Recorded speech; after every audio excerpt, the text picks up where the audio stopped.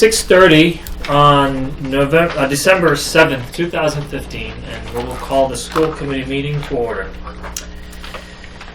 Our first item on the agenda is approval of our minutes from November 16th and 23rd. Is there a motion to approve the minutes from November 16th, 2015? So moved. Thank you. Is there a second? Just wanted to mention, I'm listed as present on the 23rd, and I was not. Okay, we're on the 16th. 16th first. Okay. Oh, on the 16th. It's okay. Better, mention it before we forget about it. So So you seconded? So we have a second. I might have a note. Yeah. I didn't get a chance to open the minutes yet. Is this the one where we had Archie with us?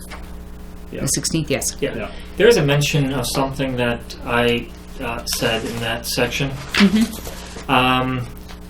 I'm not sure I understood what it was, but what I was telling Archie, as far as I recall, was that money moves between line items.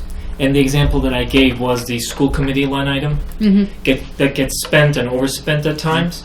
So my point was that it makes it more difficult for us to understand why and how things are moving around. And especially if it comes out of something like the school committee line item, it makes it look like we are spending all that amount, whereas it actually goes somewhere else and gets spent for other purposes. I think that's something we need to address in the policy subcommittee too, is who approves transfers, how does that all happen, when does it come to you, when does it get done in-house. So that's on the agenda too. Well, it was in there anyway, what you're referring to. So it was at the end of that section. No. Okay. Of course, it was late when I read these things. I might have, No, you did mention that. Yeah. Okay. All right. Any other comments, edits, or changes to the minutes? Okay. All in favor to approve the minutes from November 16, please say aye. Aye. Aye. Thank you. Thank you. Minutes from November 23rd, 2015. Is there a motion to approve? So moved. Is there a second? I'll second that. Thank you.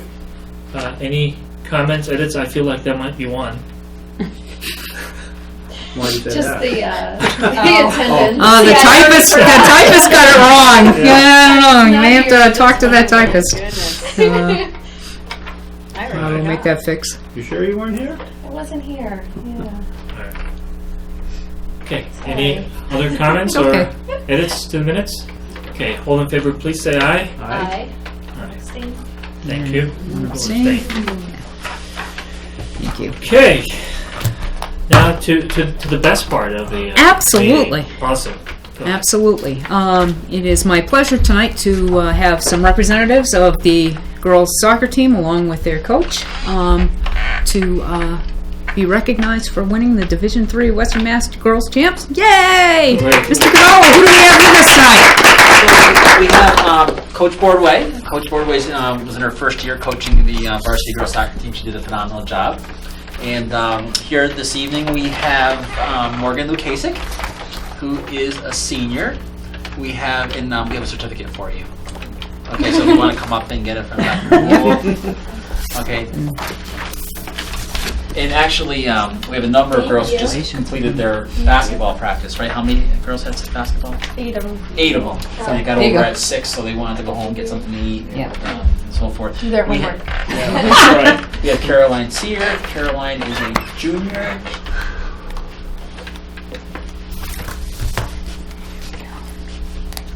So because the others didn't show up, we get the other certifications. I'll make sure the girls get them tomorrow. And last but not least, we have Madison Sexton, who is a freshman. Yeah, the girls had an awesome season. I believe it was 16-0-2 in regular season, right? And then we won 2 games in the playoffs, and then won a Western Mass Championship, and we got beat in the state semifinals to a tough team. So we have most of the team returning. How many seniors? 5 seniors. 5 seniors. So we have 5 seniors, and most of them went back. Congratulations, Madison. And Coach, phenomenal job. Yeah. Congratulations. All right, ladies, I need you to pose for a blog photo. Picture. All right. So, I'm just going to stand over here in this big wide open space. You can bring your certificates with you. That's okay. All right.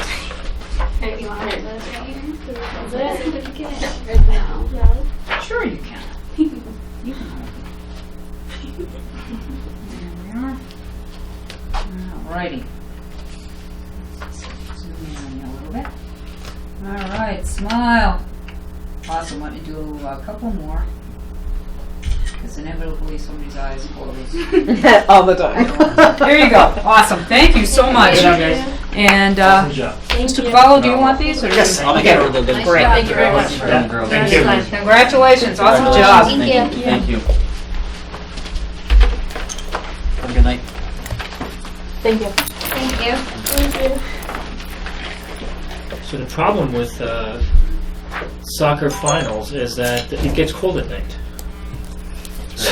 That's right. I was shivering the whole game. It was only the bench that was cold.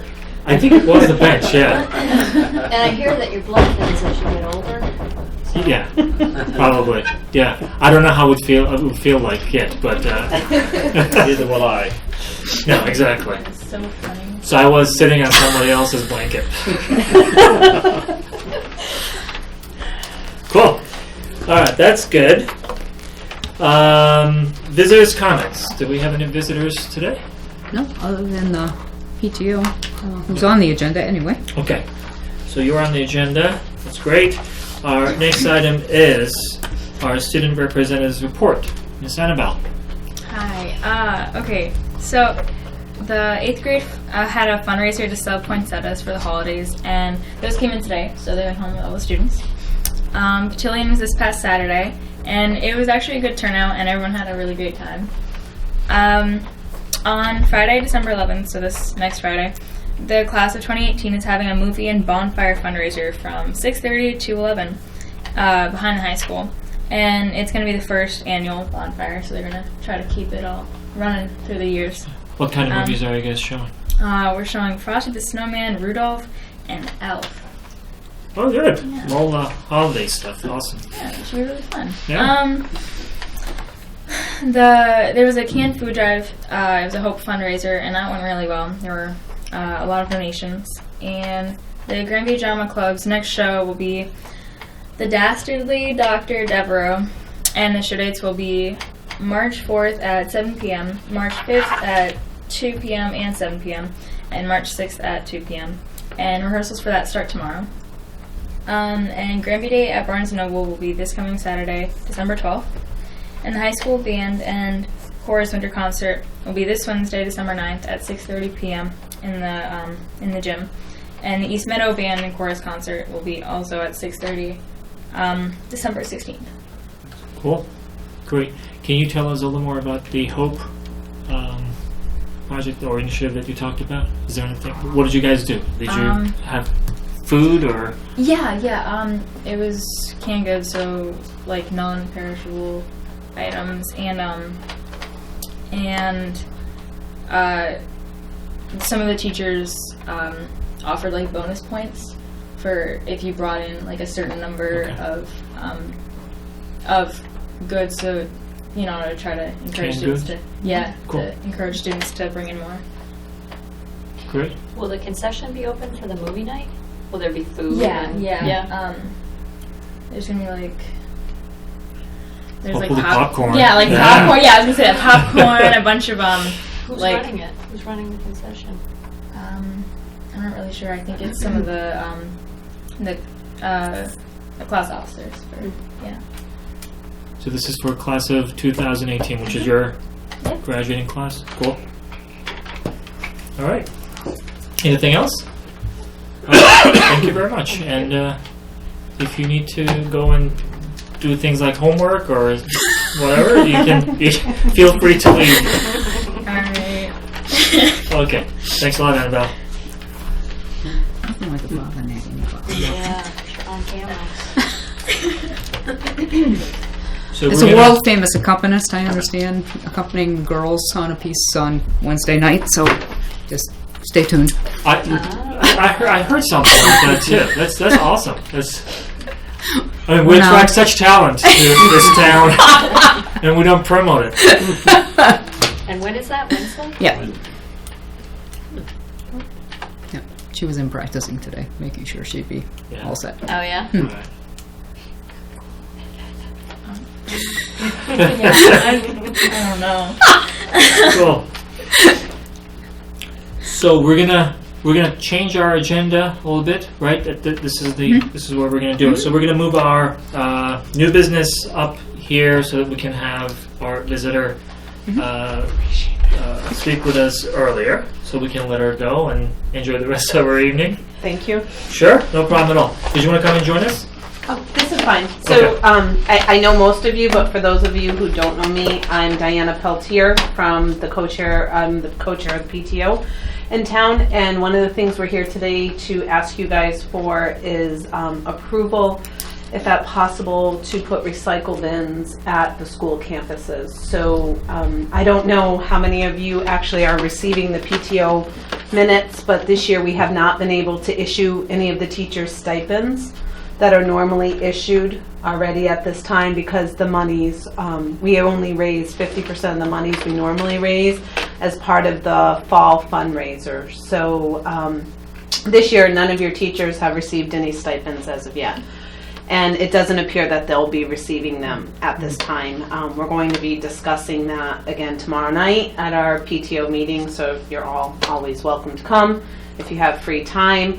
But so we're looking for other avenues, other ideas in town to continue to generate resources. So we had a successful event, the Recycling Day, that was started by Andrea Kennedy in the past PTO, and we're now doing that in the spring and the fall. And every time we do it, it seems to be very successful in the fact that we receive monies for the poundage of stuff that we receive. The new vendor that we're using that came last time was Fashion Republic.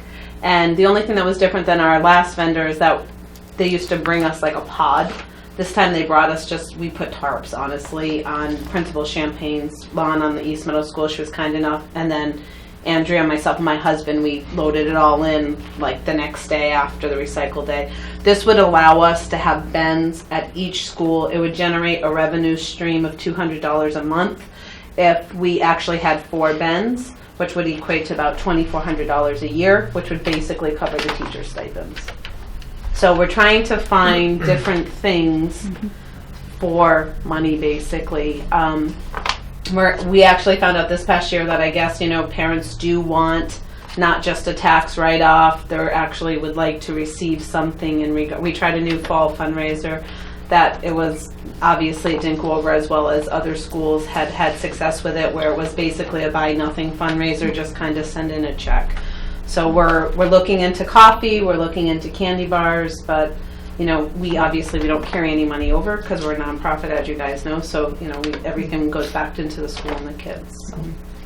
How large are the containers? They're regular bins. They're regular recycled green bins.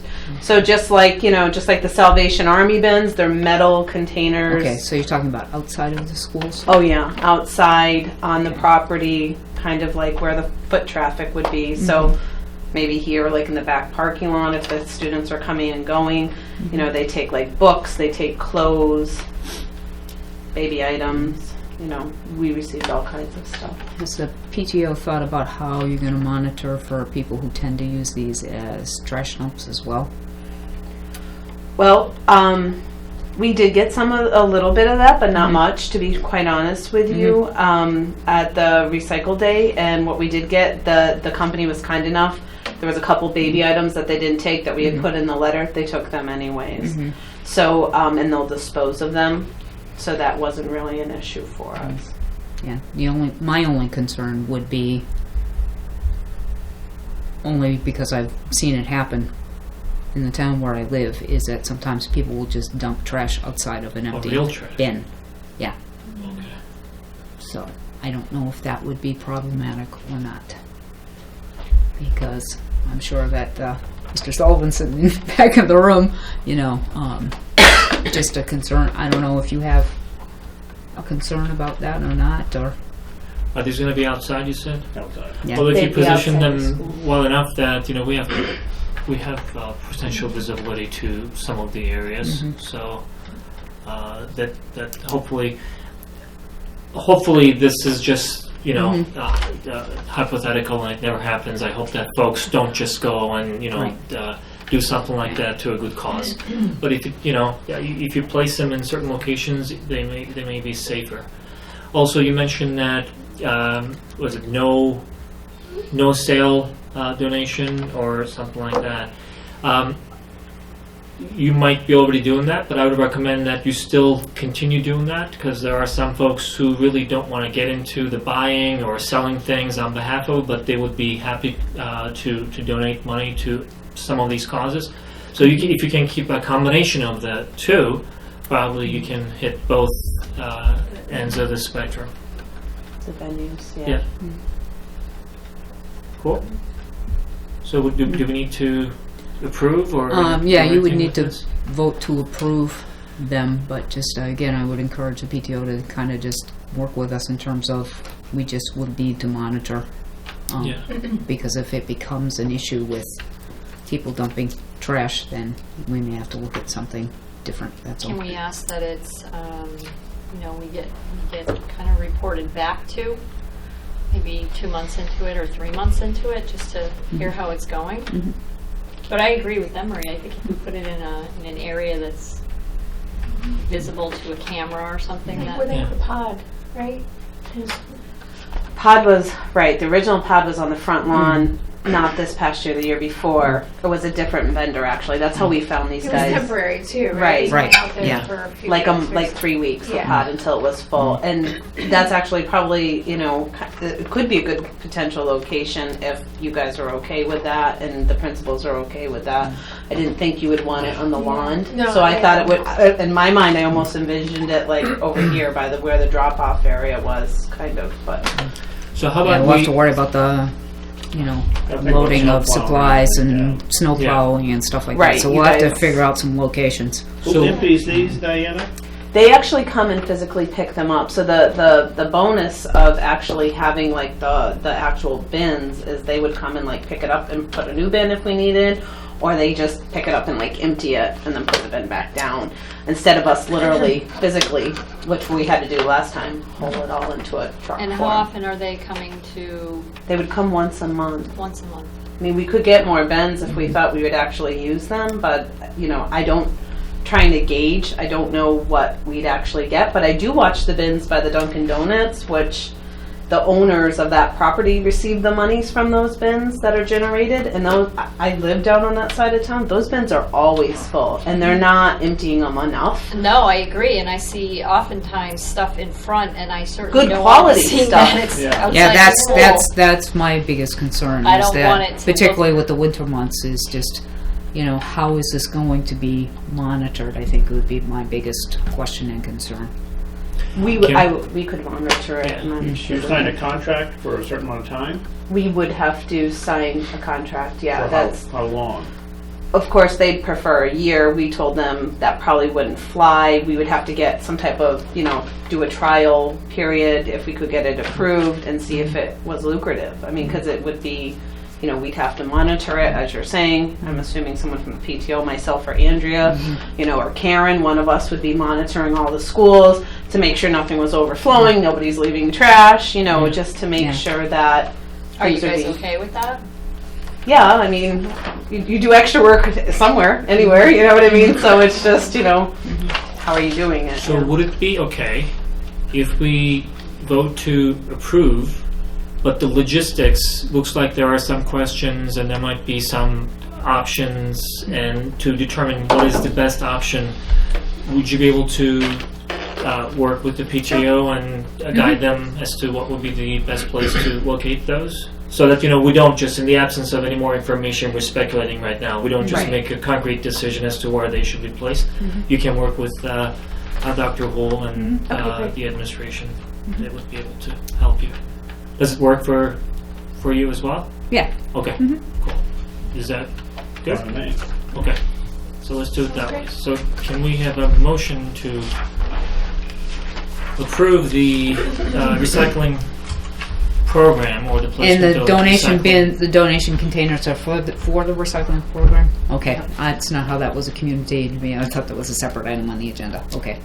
So the standing recycling program is still going to happen twice a year. Right. This would be in addition to Right. that for an Okay. additional revenue source. Okay, so the second item is basically combined Yeah. with this? Okay.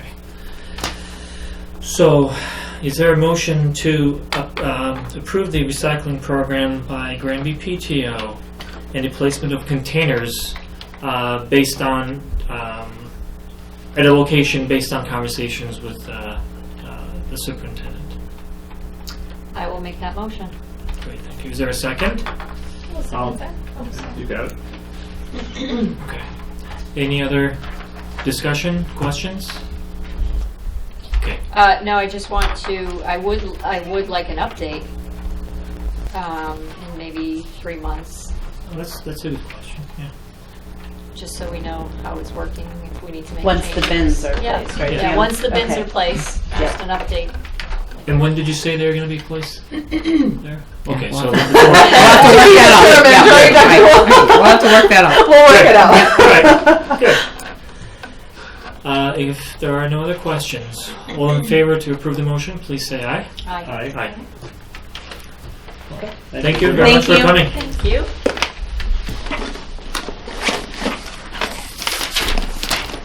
Okay, now, returning to reports and recommendations of the superintendent.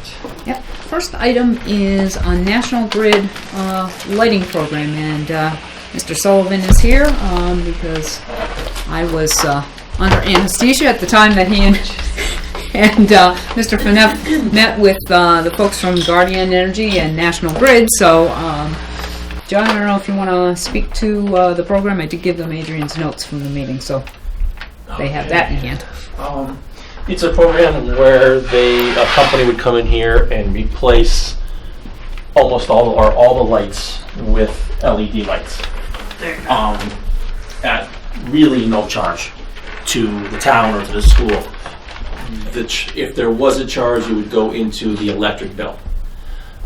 But they're saying, and in those notes, they're saying the amount of energy we're going to save is going to offset the cost of the lights. So the electric bill might go up a little bit, but you're talking about replacing in various stages all the lights in the school, inside and outside, and in the gym, with LED. So if something breaks, there's no Hazmat. hazmat. That's right. There's no hazmat, and you can just throw them away. An LED bulb you can throw away. So we don't have to package them up. We don't have to ship them out. It's a win-win. A company I work for, we did it, and it replaced every single light. And they take all the old ballasts that have a hazmat, everything with them.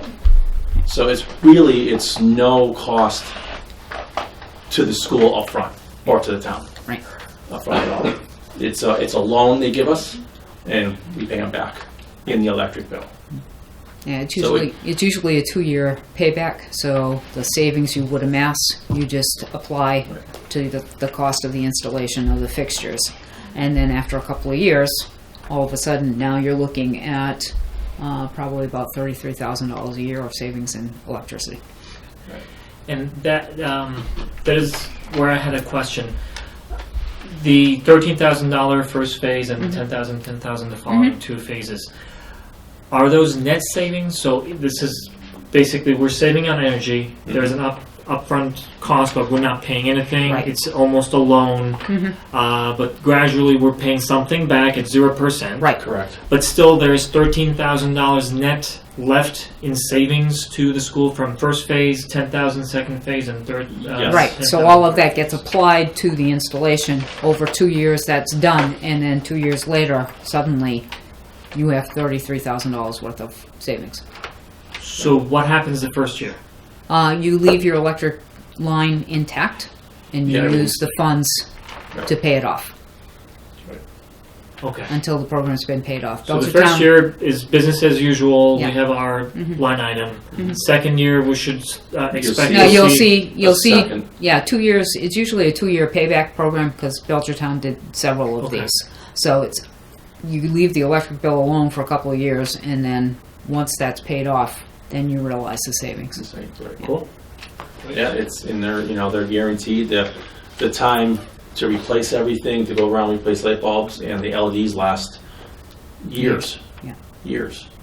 And we can set up motion detectors, so if lights are left on, they'll turn off, anywhere you want.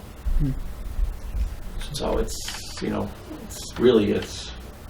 good. When do they start doing it, if we agree, do they replace them It's if possible? It would probably be during the summer would be the best time. We did talk about them coming in at night, doing it. The hallways, they said they could work around our schedule. That's what they said. They said they come in, they work nights, days, whatever.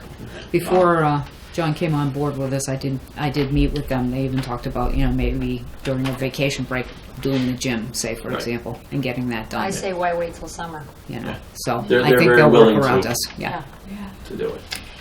And again, I would like some kind of follow-up, because this all sounds great on paper, but I want to know in reality what's happening on the bill, and Well, again, you won't see a change in the line because part of whatever you save will go towards The bill. the work. no, but on the bill, there's going to be a little uptick, as it says here, right? It There's could gonna be an uptick. potentially. I yeah. would like to know what the Uptick the is? actual uptick Okay. is. I think that's a reasonable. I mean, it costs the school, for a bucket of, for lights or ballasts, $100 to ship it out. And every time you change a bulb, you have to ship it out. I have in there a closet that has a whole bunch, a lot of light bulbs that we have to ship out. Yeah. And it's $100 a box to ship out. But the LEDs, you're saving that. Those go in the trash. There will be a How lot about of the quality bins of lights? I'm not a light expert. How about the quality of light that will? It's Again, I'm it's not- less I know. it's less wattage voltage, brighter. Have you used any LED at your house? Yeah. It's the quality is there, and there's soft light, there's bright light. The last place where we made a mistake is we did some of this and some of that, and so when you go change a bulb, you're putting it with 10 bulbs, and you put one in, it's not the same. So It's a different type of light. yeah, for we need sure. to have a standard bulb, the daylight or the soft light or however that would be, and we wouldn't go. Where from you'll that. notice the biggest difference is in the parking lot. It's amazing. Oh yeah, It's amazing. you could take out 3 of those and put in 1 LED. So I might be slow in catching this, but why do we see an uptick in our bill if this is reducing our consumption? The cost. The cost of the So installation can- may Can they be slightly split exceed. in 2 separate lines? How much we're spending versus how much we... Because that way, if we're going to look at any data, it will allow us to see what the benefit is in terms of reduction in Yeah. our electricity consumption. Right. Adrian did ask that question, and the gentleman did say there is. It says it right there. on the bill. This is what you're paying towards your loan. Right.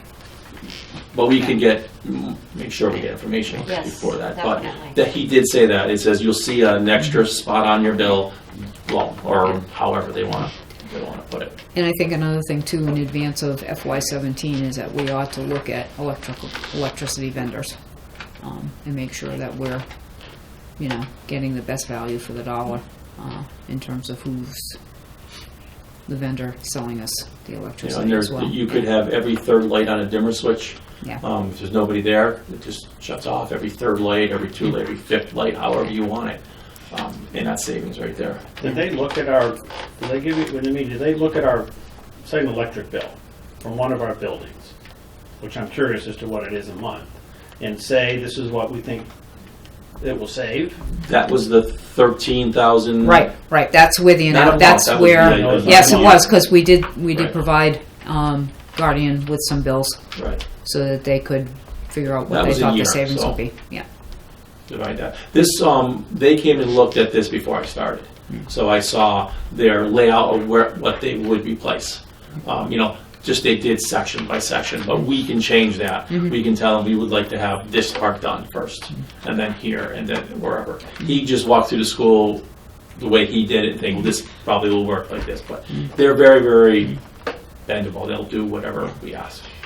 I think we need to have a timeline to get it done, not an open-ended, do it at vacations. They are Well, you can't do it while kids are in the Well, in the Right. building. clearly, So but Yeah. I think there's enough downtime, and if they're gonna be that flexible, They're ready I to say go. do it. I mean, yeah, the again, it contract would was sent. depend. Yeah, obviously they're going to watch their costs on their end in terms of Right. overtime and that kind of thing as well. So they, but we can certainly work with them to at least get, because we did talk about potentially if we went into this of taking, like the Christmas break or the February break Right. and going in The and getting gym the gym is done. where they decided, or you decided to hit first. Mm. Because those are Yeah. expensive, and the cost is going to be. Will they take back all the bulbs you have in excess here that we won't need anymore? I only placed a little order trade them in. this time. You get to No, trade 'em no, in. what we have is what we have. Yeah. So we don't have a big But I'm supply not, sitting around I'm not somewhere? buying anything. Okay. I had to actually buy 3 cases because we're almost out.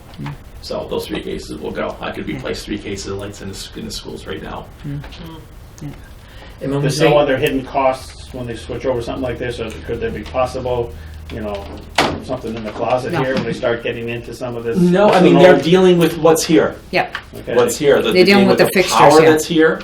They're taking all the fixtures down. They're taking them away. They're gonna. They said from the start of the job they're gonna have a box outside, and they're gonna just store everything, and when they're all done, they'll take it all away. Will there be less fixtures than we presently have? I think so. I think so. and I mean, Like you if, talk. if these were all LEDs, you'd be. Sunglasses. Yeah, you need sunglasses. You Yeah. could probably do every other one. Is it possible that we could save more than the projected amount here? That's Yeah. entirely possible. I don't think that showed dimmers.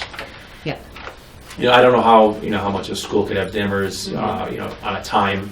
I don't know how kids walking up and down the hallways all the time. But definitely in offices. Yeah. In every office, you could have a dimmer. Yeah. Any place where you're in and out. But And you've even done this before in other Yep. previous places? Yep. Yep. You would highly recommend we do this? Oh, Which God. I've wondered why we haven't done it before. Surprising that we Well, haven't done this We earlier. have requested it. This school committee requested it. There must have been some reason why we couldn't. I don't think it was, There must have been some.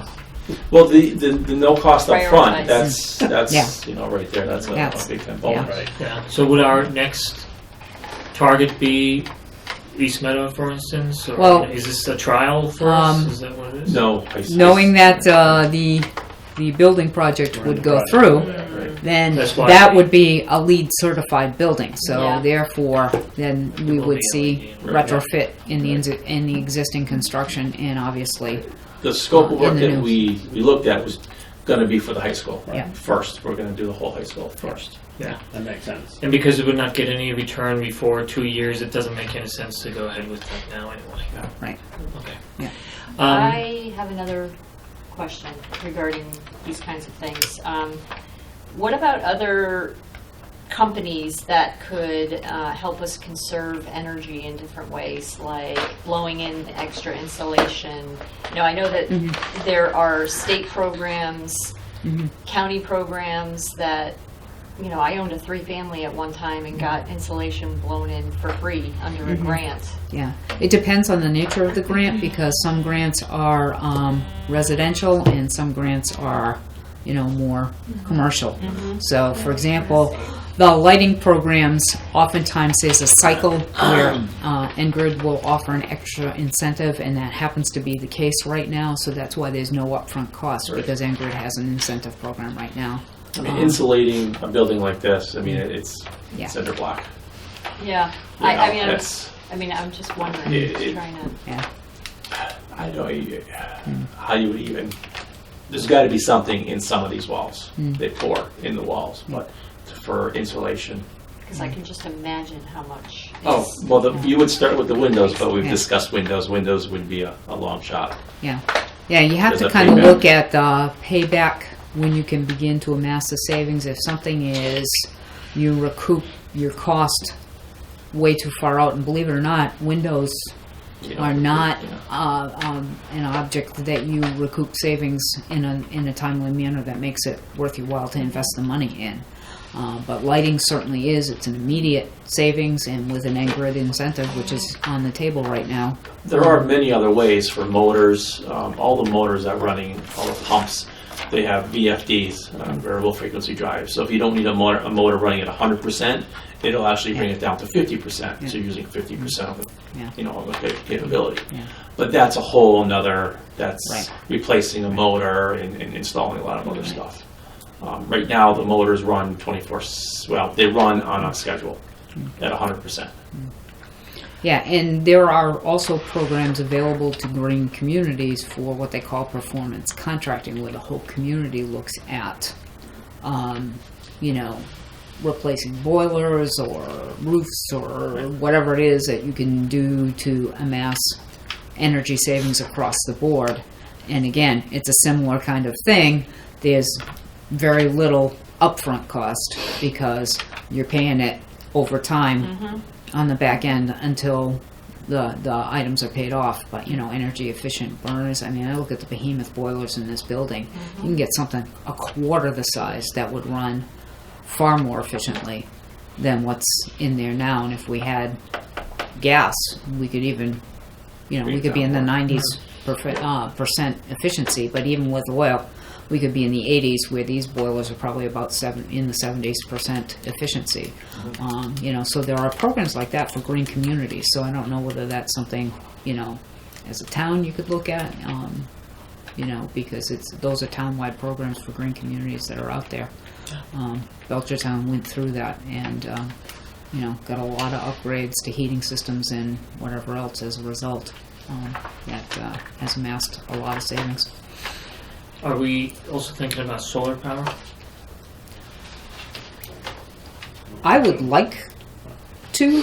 You have to, I think, with membrane roofs, it doesn't make a whole lot of sense to put it on a roof, but we have got so much property here that facing south, if some sort of solar array, and there are also programs out there for that look at the educational component of what you can do with students by putting an array that could even at least case scenario heat hot water. Right. You couldn't get one big enough to run the school. No. That would be, 10 times what we have area here. Right. But it would offset something. Yeah. And then, oftentimes they'll do it for schools because of the educational component with regard to conservation. And there really is not enough roof space. No. Because there's vents, there's fans and everything up there. Yeah. And putting it on a membrane roof is not. Yeah. That's not a good idea. It's not a good idea. If we get the new school, they could build that right in. Is that on the plan? It is not because of MSBA does not reimburse. Wow. So, but it could be something down the road. Could be We're gonna something swap else. out, State property. swap out the Yeah. When they redo it, they right. could look Could at swap out propane or oil for solar to at least do the hot water. You could probably pull that off. Yep. And when we say 3 phases, are these potentially overlapping phases, or are these all in sequence, just one ends and the other one I would starts? think so, yes. Is it 3 different contracts, or is it one contract just with the phases? I have not seen the contract proper yet. Okay. I had to sign something that didn't bind us to anything, but something that would give N-Grid the opportunity to go ahead and, What they did start with the the company process. I was at is they started a phase, they said, okay, we're all set with this. We're going to get the parts, we're going to start the next phase. Yeah. And it was just, Yeah. just Yeah. like Boom, that. boom, boom. It's one project, 3 phases, one project, one contract per project. We just went through this, with our work, all the smart lighting. It's really we should just, this thing we should just do. Really. So would we see these contracts before, or what's the process? Um, Because it talks about before any contracts are signed, what is, Right. So in other words, if you want to have the contracts come before you, we can do that. If you want to authorize me to sign them, if you're on board, but you can do that however you want to do it. well, anytime you get it going, I think, to get the Yeah. process going, as long as there's no hidden costs in here somewhere. 'cause No, that's they- something you gotta worry about. No. That's It's- why I think I would like to put an eyeball on the bill at some point, or something. Yeah. Yeah. But I mean, Communication. there are no upfront costs. Three parking lots in Belchertown in the high school. Not a dime up front. Not a dime. And he said in some cases, they even showed they made a profit where what they saved paid for the bill. Yeah. Not very often, but it has happened, he said. Yeah, in the summer months when your consumption is down and Right. obviously lights are off anyway. So if the contract says that there's no upfront cost and there is 0%, and we can replace all these with really no cost for us, we know that LED lighting will spend less energy than this. Right. You know, A at that Quarter point. of it. Yeah. That said, I think we're at a point where, I mean, we all know this, but we're at a point where we want to be cognizant of how we are investing in different things and why we are, especially why we are investing in certain things. It's a thoughtful process. Everybody's looking at us to make those thoughtful decisions. So I agree with all the question that you had for the PTO program, for this program. It's not to question the integrity of the program. It's to understand how the decisions that we are making are bringing returns to the school system. So it would be great if, whenever it's available, if we can see what those savings Yeah, are. and they do. They put it right on the bill in terms of what's going towards the loan repayment versus what's paying the actual electricity costs. Yeah, and I mean, $33,000. You're talking half or better a teacher's salary. Yeah. So you've got money then you can put into the classroom because you're not putting it into energy. Right. And this is before we do anything like you suggested, possibly turn every third light off or Yeah, fifth this light is, off. I mean, So that's, we could add there's above and to beyond. it. The motion detectors are a thing, I mean, my little office out there, I don't turn the light off when I leave. I mean, it's just something that it turns off on its own. You set a timer, it's all programmed, 2 minutes, 5 minutes, or whatever. And it's proven to save electricity. Oh, yeah. Oh, yeah. Everywhere, especially in a school Yeah. where, Yeah. if you're not in a room, why have the lights on? Right. Right. Well, like to fire up the gym lights takes a bit. Yeah, Yeah. those- It takes a bit to run them. You've got skylights in there. If you had some sort of sensor that if there were full-on sun Right, coming just through the photo skylights, the LEDs either would not come on or they would come on very little. Or a room like this, if there's nobody in there, you could have all the lights turned off except for maybe 2 at each end. So it's not totally dark, so nobody's walking into a dark room. But there's whole And I other things. A lot assume of that time to do they're that. experts in this and they'll Oh, God, know, yeah. Oh, yes. Yeah. the appropriate recommendations. This company is the one that actually did where I was. Okay, good. Cool. Well, thank you all very much who worked on this. This is actually a good effort. Makes sense. Hopefully, we see the benefits soon enough. So thank you. Anything else that we need to discuss on this? Anything we need to vote Just on? Or if you want to vote to authorize me to sign a contract when it comes. okay. So is there a motion to give that authorization to our superintendent to I'll sign the make a contract? motion for our superintendent to sign the contract with National Grid and Guardian. Guardian Energy Management to start to make some lighting changes within Granby Junior Senior High School. Cool. Is there a second? I'll second. Okay. Any other discussion or questions? Everyone in favor, please say aye. All right. Aye. Thank you. Thank you. Thank Thanks, you. John. Very much. Thanks, John. Have a good evening. You too. You too. Thanks. Don't mind if I leave? No. Oh, I didn't tell you had to say. Oh. Just kidding. Just kidding.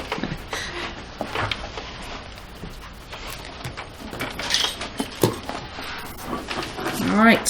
The next item of business is state testing. On November 17th, the Board of Elementary and Secondary Education chose door number 3, as I affectionately call it, to talk about changing from MCAS as we know it to MCAS 2.0. So was sort of the compromise position. So the commissioner in the office then the next week had a series of conference calls, and I'll just kind of go through this PowerPoint. We've talked as a senior leadership team here. I know I am there. Can't skew to move.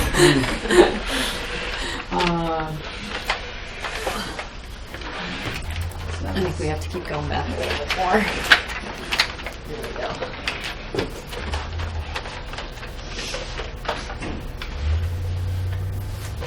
Hopefully it'll come soon. They're not giving you much time to make this decision, huh? They are not. That's really unfair. Yeah, no, it's pretty much how the state works at these things. That's all I can tell you. But they did a conference call and passed along a PowerPoint, which I sent to you ahead of time, but I just want to kind of go through some things so you know what it is that we are trying to make a decision about at this particular juncture in time. So some of these slides we can just kind of float through.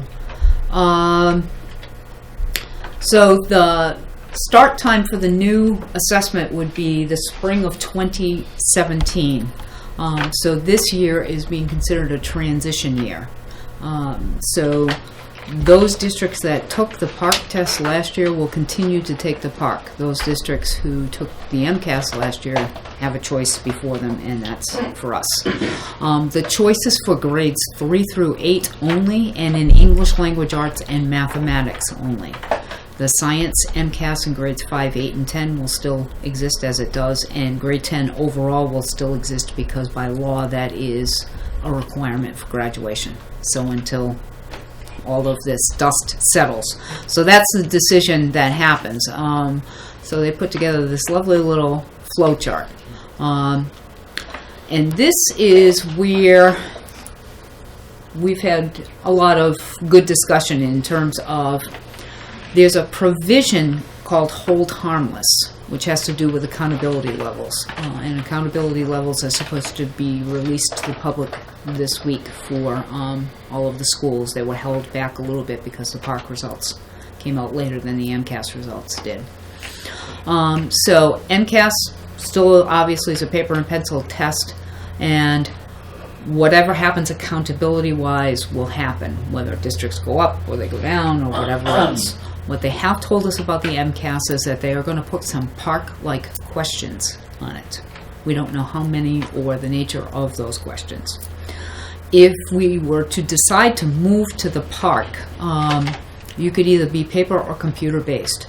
We do not have the capacity for a computer-based system yet. So by 2019, you will have to have a computer-based system. So that's a whole other animal that's got to be dealt with, but you get some time to get there. So certainly, if we were to go that route, we would go a paper-pencil route. There is a hold harmless provision which says that, for example, our 2014 accountability level was a level 2. That if for some reason, if we should backpedal a little bit, they would not backpedal our accountability level. They would hold us harmless at the level we're at. So that's So because PARCC is seemingly a little more difficult, Right. should our grades go down, they're not Right. going to pull us down to that Right. level. They're going Right. to leave us where we are. where we are, right. So again, here are some of the things that we took a look at. We can assign students to either a grade 8 test or an Algebra 1 math test. And again, if we have if you have 8th graders taking Algebra 1, that might be a way to go. But probably we would stick with the grade 8 math if we were to go in this direction. There was some voluntary testing that was done in the PARCC last spring for grades 9 and 11. That's not going to be offered to anybody right now. They're going to stick with the grades that there are. Again, MCAS is going to be augmented with a small number. I don't know what a small number means of PARCC-like items.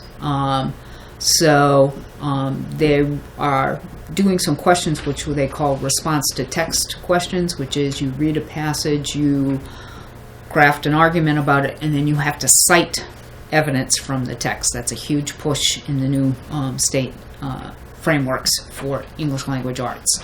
And as a result, the long composition that's administered in grades 4 and 7 may not be administered, that they may choose to put more of these response to text questions in instead of the long comp. But they have not decided that yet. So again, as I said earlier, grades 5 and 8 will still take the MCAS science and technology and engineering tests. Grade 10 will take all of the MCAS tests. There's an MCAS alt for students who have significant cognitive disabilities. That will stay in place. And access is the test that they give to English language learner students to determine English language literacy. So that will stay in place as well, regardless of what the decision is. For the MCAS, the window for English language arts testing will be 1 week later in grades 3 through 8, only because if they are going to put in PARCC-like questions, they've got to revise the test. The grade 10 dates would stay the same. The grade 3 through 8 math would still be in May. The PARCC has two components to it. One is called a performance-based assessment, so it's a lot of problem solving and application of knowledge, and then there's an end-of-the-year sort of knowledge test. There were two separate windows.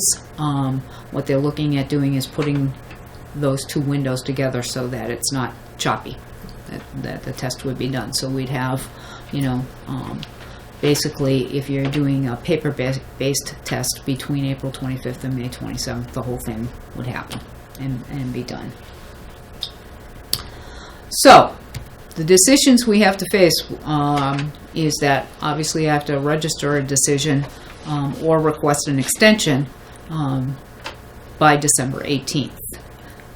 And then if you don't make a decision, you just default to what you were doing. So that's all that money. That's how to take the survey. So the districts that did PARCC, they're going to stay in PARCC. You can't go back, and that's their prompt. But the districts that did MCAS, as did Granby, have the ability to choose the MCAS or to choose the PARCC, to choose computer-based or paper-based, and to choose either grade 8 math or grade 1 or the Algebra 1 test for grade 8 students. So those are the decisions, again, that are before us. That's a whole business. Now here's some other things. The MCAS has accommodations for students with special needs in them. In many of them, they are built in to the PARCC tests as accessibility features for all students. And I don't know how they did this fly-in, but it's a little bizarre. So if you're in MCAS, all of the participation requirements remain in effect. In the PARCC, accommodations are available only to students with disabilities and English language learners, and then the MCAS alt obviously stays in place for those kids. Many of the test administration considerations in the PARCC can be made available to any student, not just special needs students, at the discretion of the principal in the PARCC. So there's a manual about all of that. So here's some sort of comparisons. Computer-based schools can use paper-based testing as an accommodation. MCAS is paper-based. The PARCC is a timed test. The MCAS is not. Extended time is obviously given to students with disability and English language learners. There is with the MCAS graphic organizers and reference sheets that are allowed with the department's approval.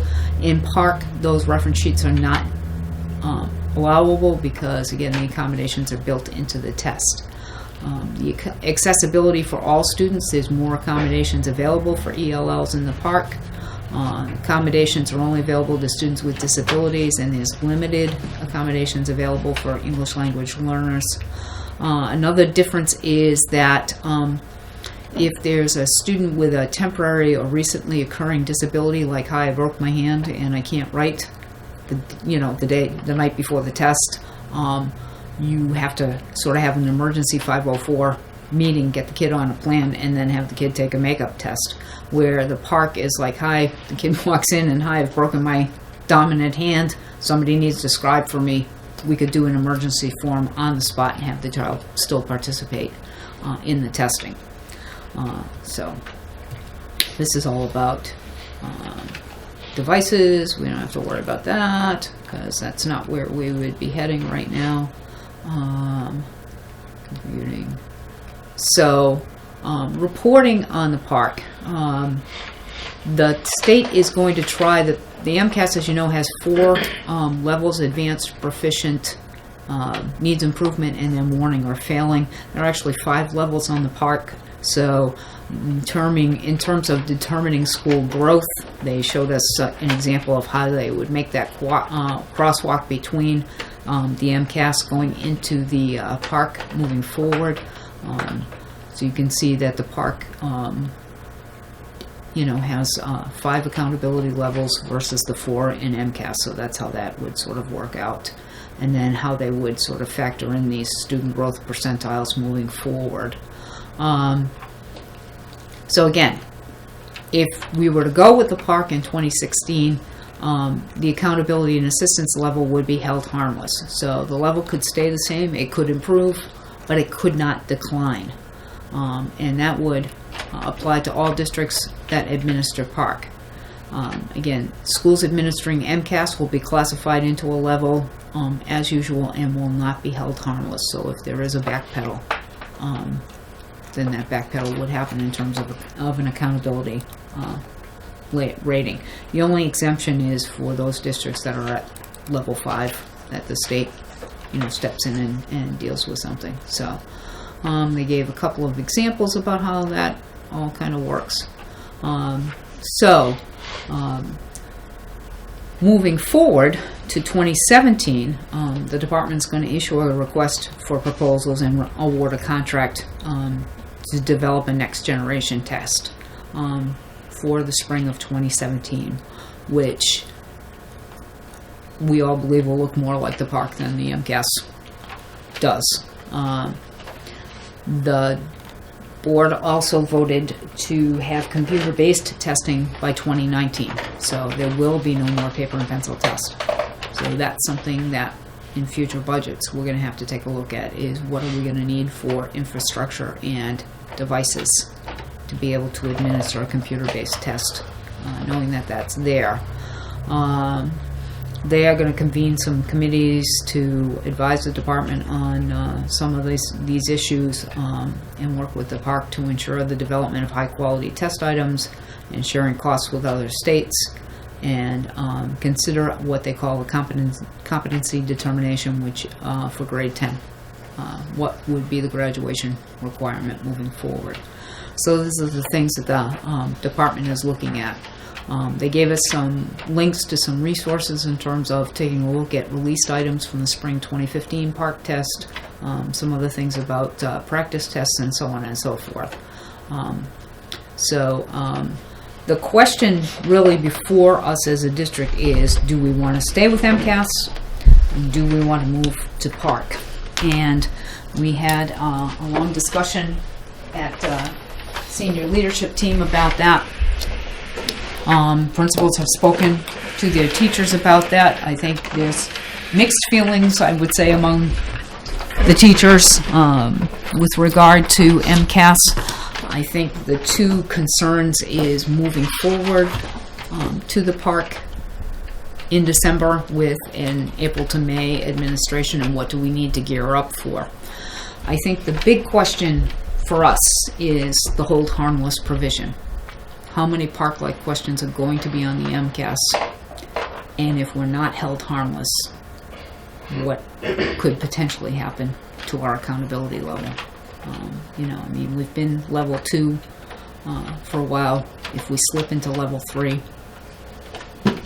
and it all takes is one building to slip into level 3 in the whole district goes that way. So I think that's the thing that weighs the heaviest on my mind, particularly knowing that they are going to infuse park questions into the MCAS. They must be taking test. that into consideration, though. knowing that, Nope. how can that be?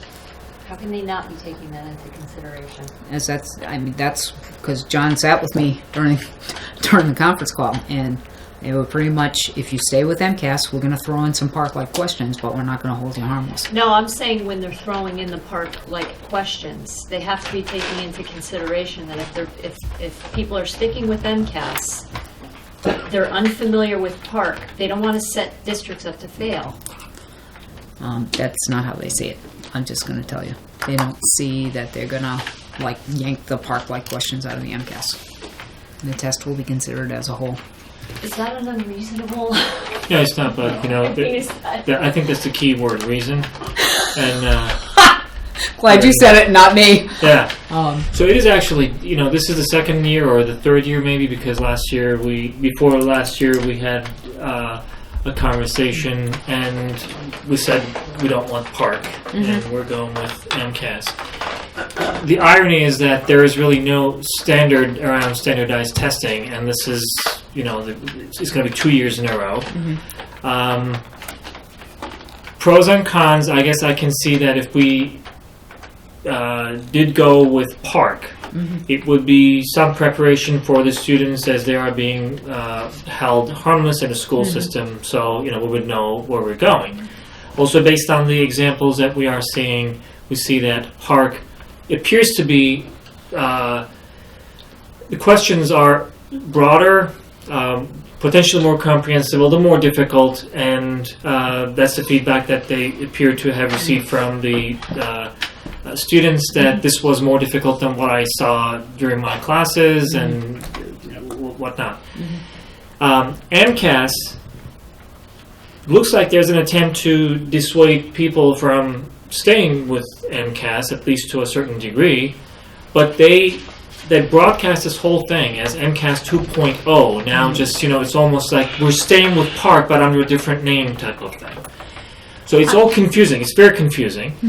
I get the sense that the MCAS 2.0 is because they're throwing in these park-like questions. No, MCAS 2.0 will be the new test in 2017. Oh, I see. Okay. Yeah. Okay. Yeah. So the challenge becomes, we don't know how many students, basically this is almost a game theory conversation. We have to guess and we have to come up with some scenarios. We don't know how many questions they're going to throw from park into MCAS. Right. Don't you see that? Don't you see it more as a threat from the state to trying to make sure that trying to get people to say them to get over to the park? Don't you view that? I mean, I can't imagine they're going to put more than a couple of questions on this test. And I'd like to know. I know your comment about the staff. What does the staff mean that they're somewhat mixed? Mixed in what way? Well, I think because I think we need to defer. It's hard for me to make that decision sitting here when it's the staff out there who is delivering this curriculum. They're preparing these kids not for the test, but they are. That's how we say it. That where do they fit in this? And I know we got 3 different buildings. So we're given 3rd and 4, 5, 6, and then your building, John. Where do they stand? I think the 3rd grade teachers would just as soon bite the bullet and go. I think there's a little more wanting to be with the MCAS at East Meadow and here. I can see that. So I have one question on the 10th grade. If the 10th grade MCAS is still part of the graduation requirement, if folks switch to park, what happens to the requirement then? The 10th grade right now is still MCAS by law. That's the competency So it doesn't determination. change Right. regardless? Right. Okay. They But they will still throw some questions from park into 10th grade MCAS No, as well? they're going to leave that alone. This is a grades 3 through 8 decision right now. It's 3 through 8. English, language arts, and math is really what the decision rests with. So if we go with park, we're going to administer 2 different types of tests because 10th graders will stay with MCAS, and MCAS, then right. 3 through 8 3 will through have 8. park. Yeah, this is only a 3 through 8 decision right now, and only in those 2 content areas. The other thing that I'm thinking about is, next year we're also going to be transitioning to a new superintendent. A lot of change there. And you will be transitioning to a new test. Yes, There won't be and a then- choice in 2017. So I just have that in the back of my mind. That's a lot of change.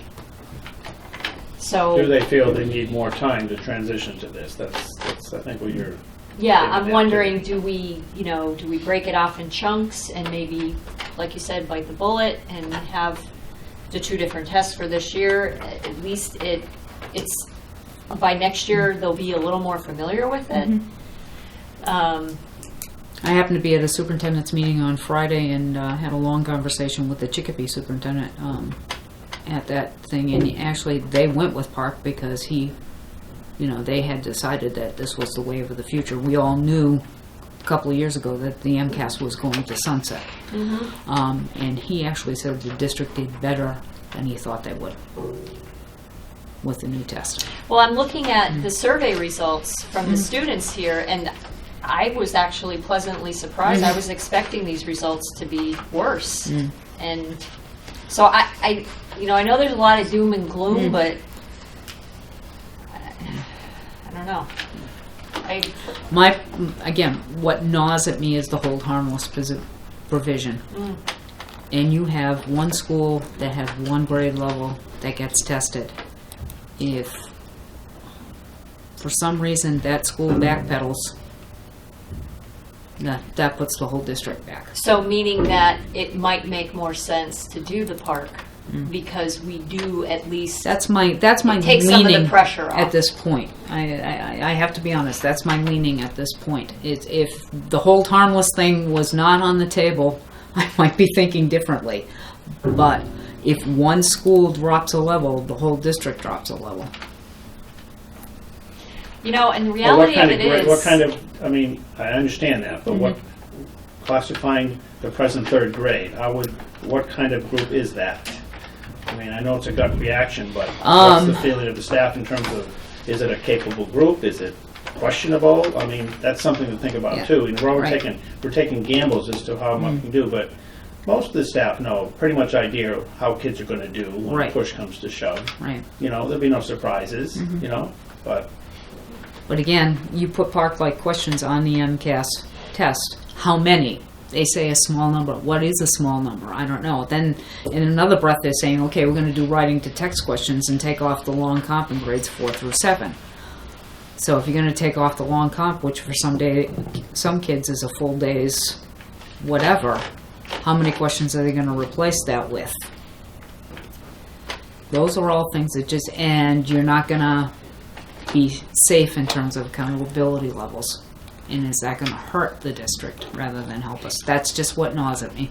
It almost seems like a safer way to ease into the change.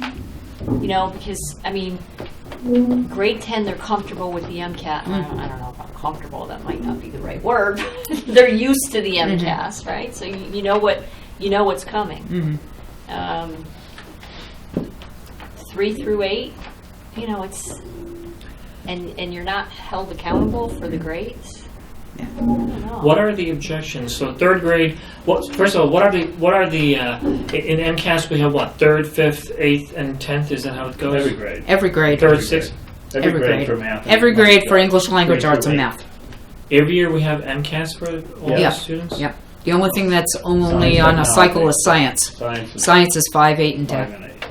Okay, I thought we were skipping 1 year. No, Okay, every year. So Ninth grade what you is skip. it for PARCC? 9th grade you skip. Yeah. Okay. PARCC will be everyone. Yeah. PARCC's still the same one. Yeah. So the concerns are coming not from 3rd grade, you said. What about the other grades? I think it's more hesitancy around change. Would that be a fair assessment of the situation? That was Absolutely. my thought. Judy asked the principals if we go back to our buildings and try to get give her some feedback.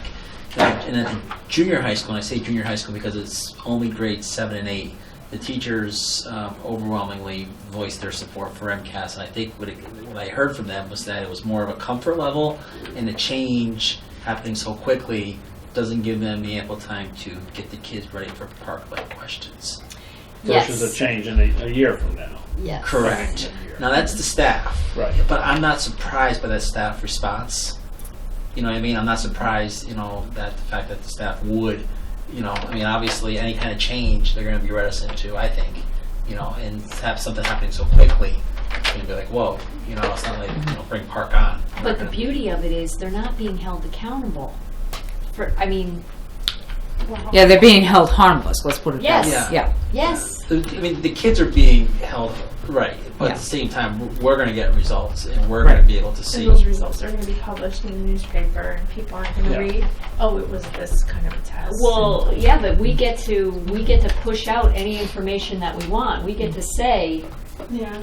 I mean, this is all public. This is something that's been Right.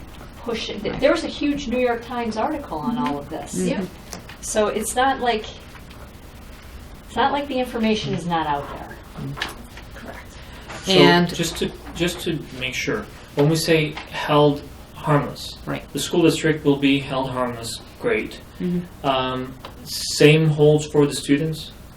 Well, I mean, the students' scores will be what they are, and what they will do is translate 4 levels of MCAS into 5 levels on the PARCC, so Right. that you can kind of see how that crosswalks. But I guess the reason why I'm asking that one is this: the school district will not be held harmless. Cool. Just you know, there's no going to a lower level. Mm-hmm. But for the students, if there is any trepidation on the part of the educators that they may not be prepared for PARCC-type questions, their grades will carry over. Just they're going to show that they did not do so well, whatever grade they are, on this exam, on this standardized test. Does it have any ramifications for the students potentially? School district, we understood, no harm, no.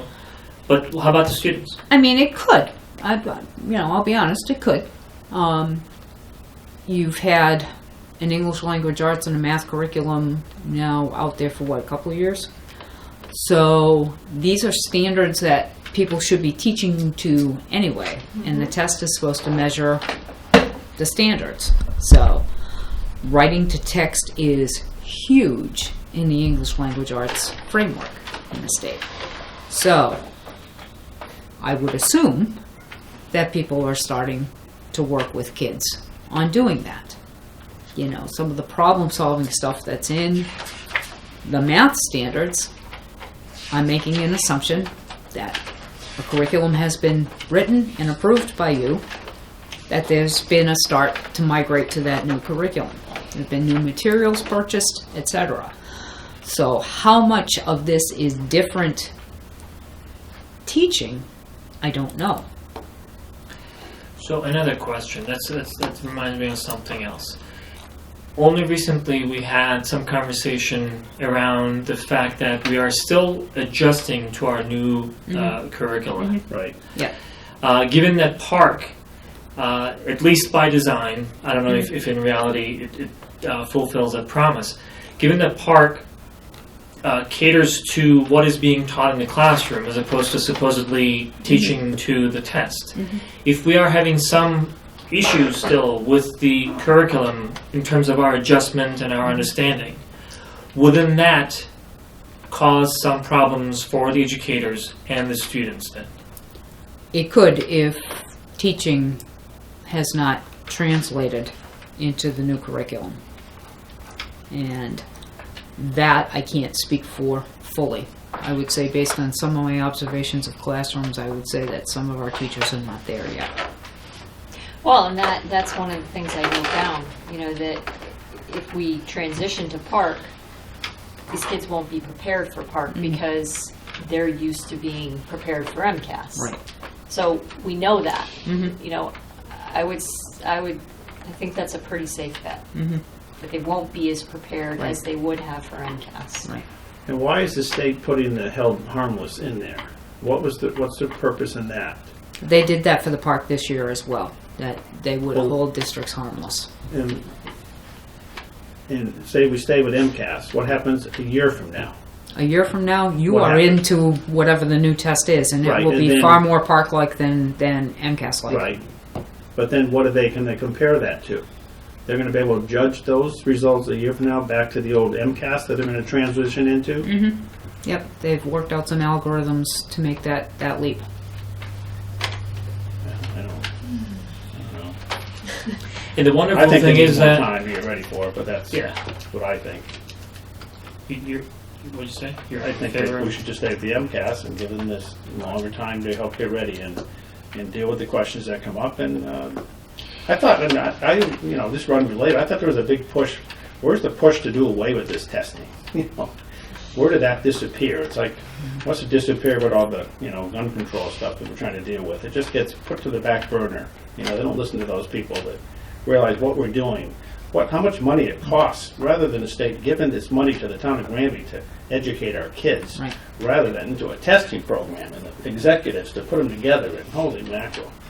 Of course, that's a great point too. But we're held hostage here. Yeah, and this is the result of No Child Left Behind. Now they're Which is working on changing. every student succeeds, whatever that Yeah. might bring, and what changes will happen Right, as a result right. of that. We don't know. Right. There's less of a federal hand in this, but states will have to set their own goals and objectives, and testing will not go away.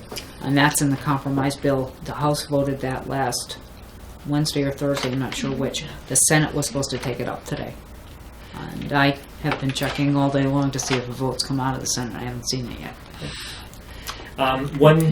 This is for 2017. When we switch to this new test, will it be all computer-based, or will there be Not an until, option? you will not be required to until 2019. 2019. Okay. So there will be a paper-based test that you can purchase, Okay. that you can use as you get yourself ready. Right.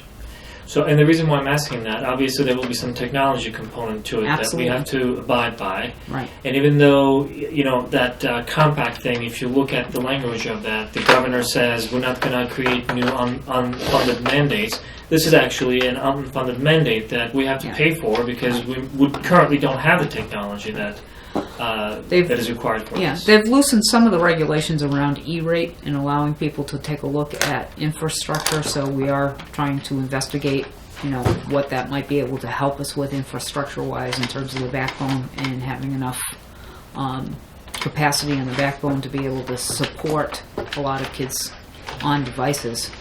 But again, the whole decision about what devices, where and how do you accommodate in a timed testing environment, for kids with special needs who need to be in small groups or who need to be read to or who, need extended time, and where will those devices live? Are we looking at laptops and, robust enough wireless?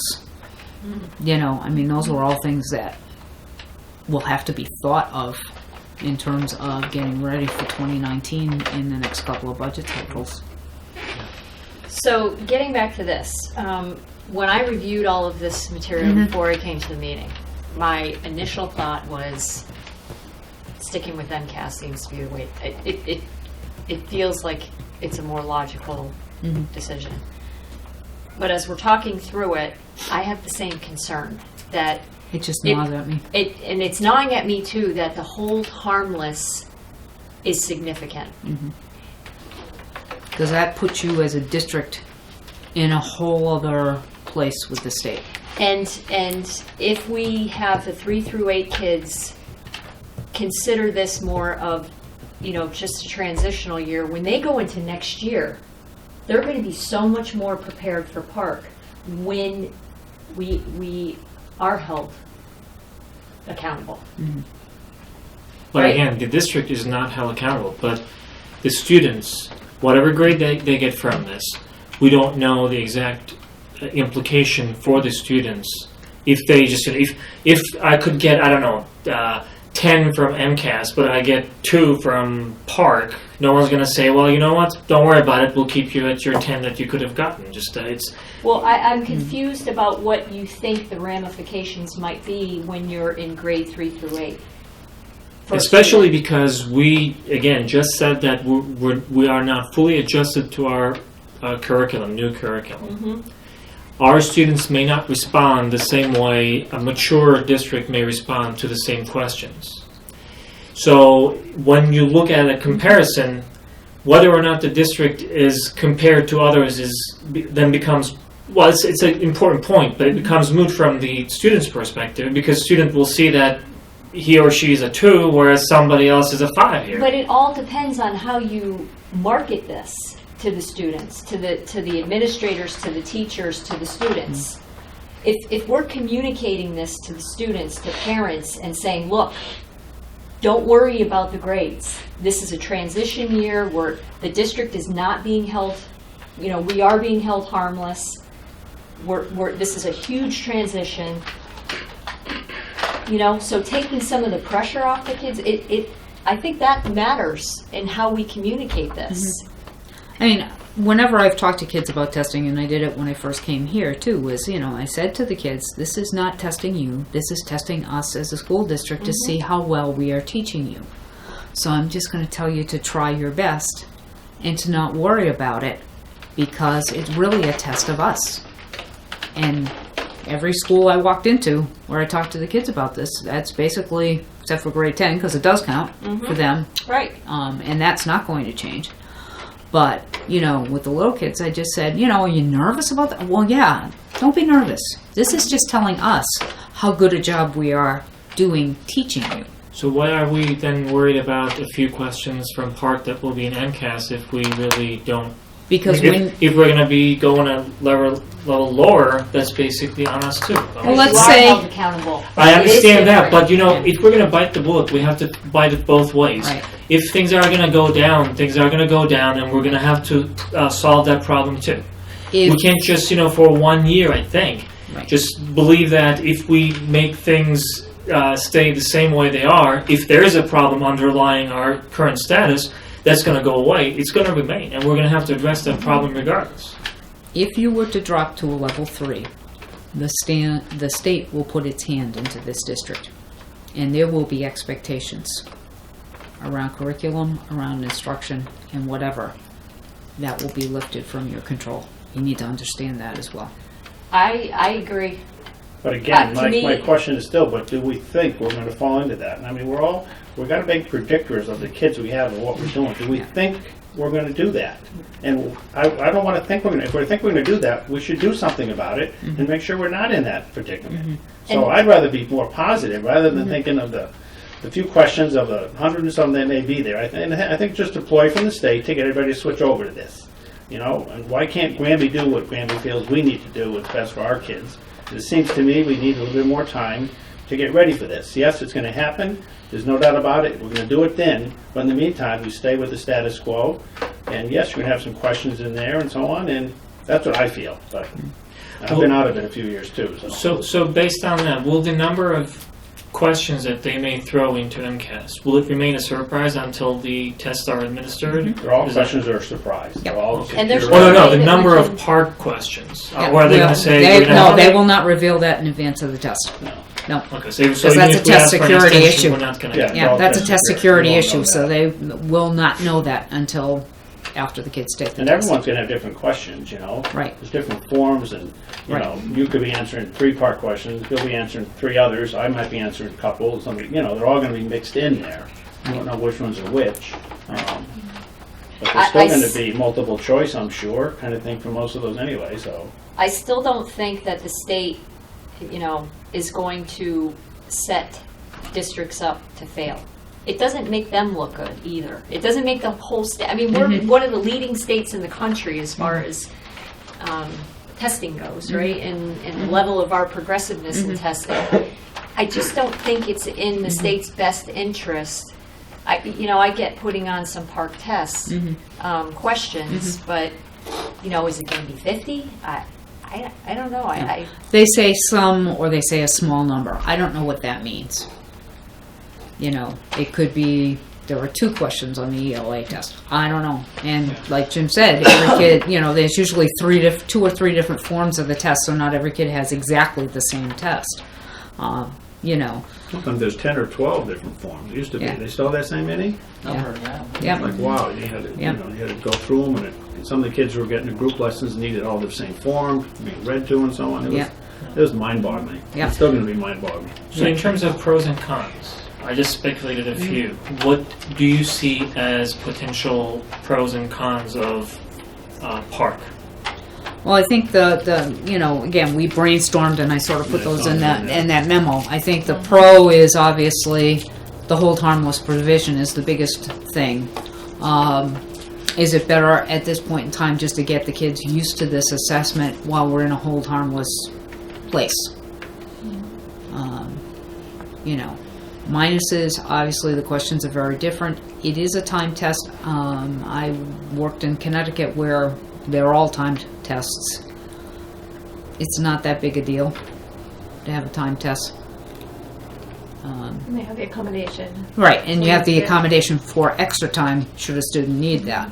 And at the discretion of the principal, things like that could be done for students who are not on IEPs as well. So again, you get a student who's maybe a 504 student that probably could benefit from extra time.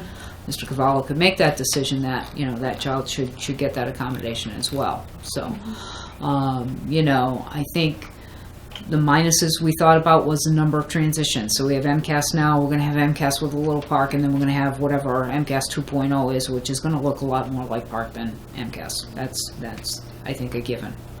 I think everybody in the Commonwealth is agreed that the MCAS as it currently exists has outlived its usefulness in terms of assessing the skills that kids need to have moving forward. You know, I think the minuses of the park are the kids not being prepared and the rush timeline to make a decision. So I think those are the minuses of that. I think in terms of staying with the MCAS, obviously there's greater familiarity, gives people more time to get ready for 2017, and the minuses just go back to that whole harmless provision. How many park-like questions are we talking, and will that cause a problem? And what about Hard to say. What about the question of the transition with the new superintendent? Or, I mean, do you all feel comfortable that a new superintendent is going to, you know, work with the administrators? I mean, this is a big transition for anybody coming into this district, right? And we know who the candidates are, and they're going to have to prepare and make sure that these kids are prepared with the new standards. And I mean, are we comfortable with that? You're not going to have a choice in 2017. No, I know that. One way or another, you will not have a choice. You will be in. My point is that if we were to at least see the park and have a little bit of experience with it this year, is that a better position to be in next year? I don't know. I just...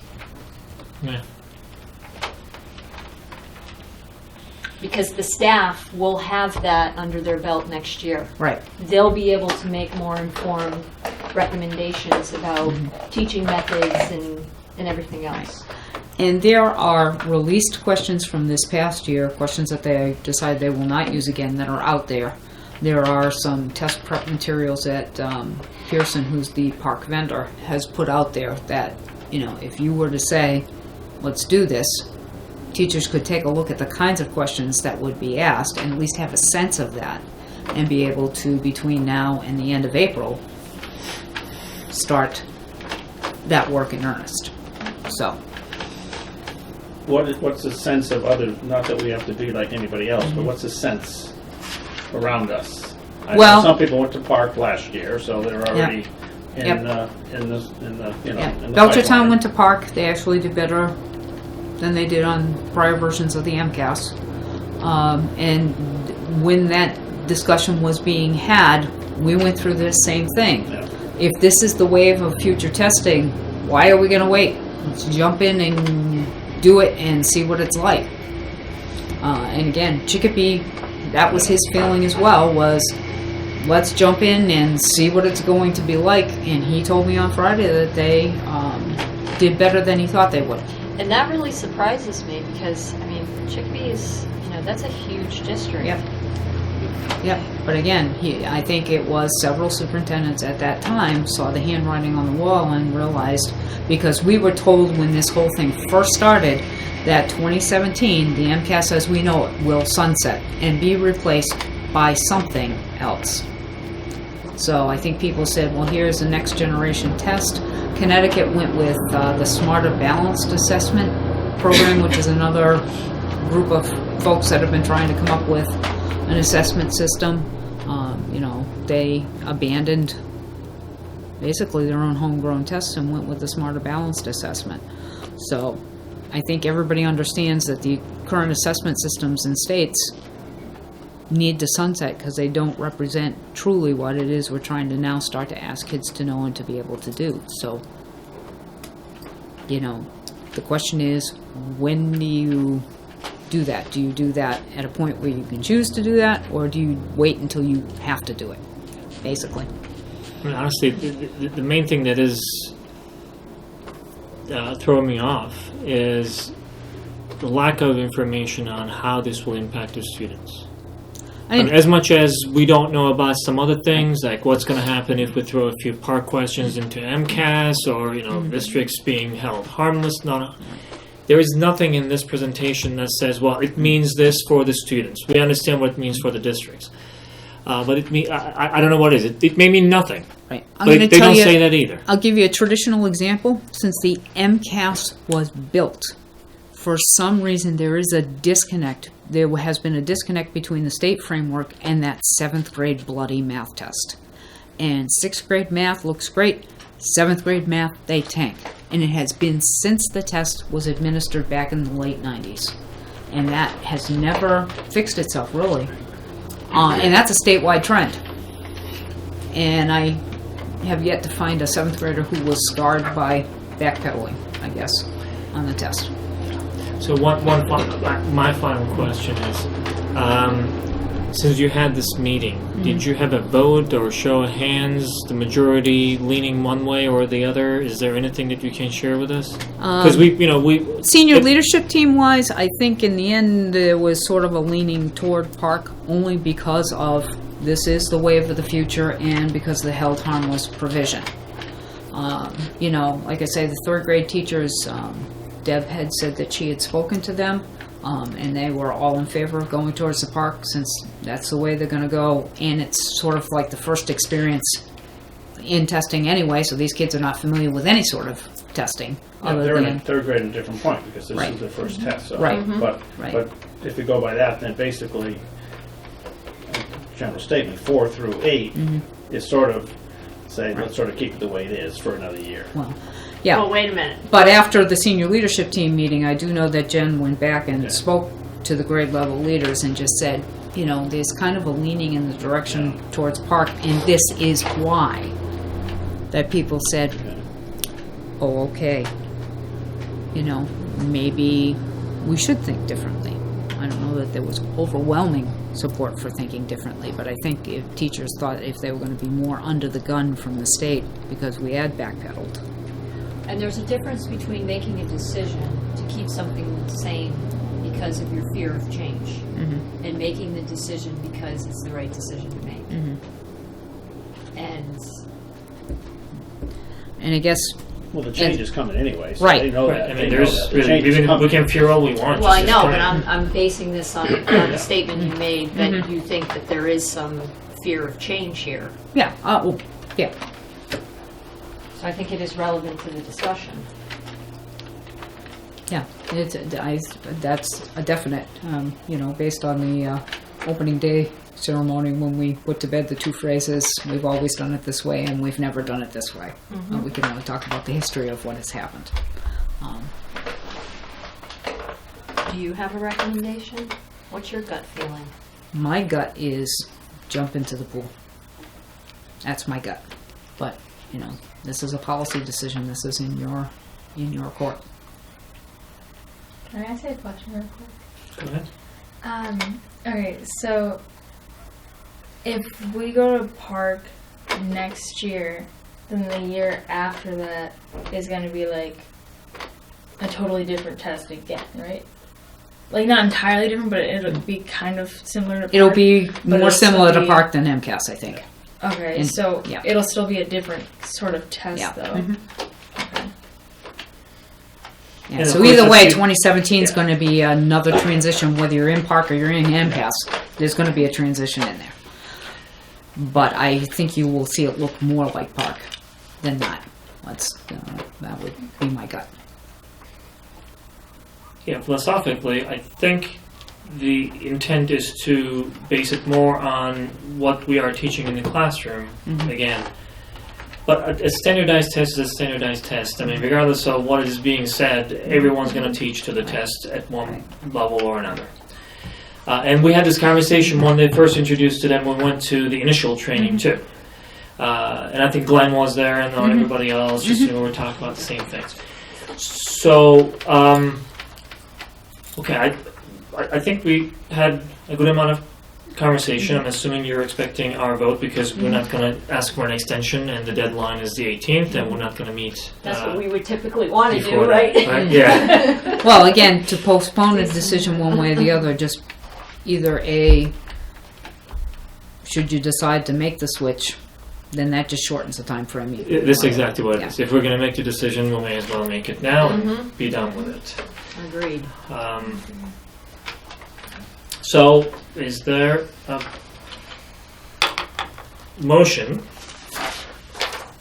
Well, actually, I don't know what the motion is. I'll just ask for a motion.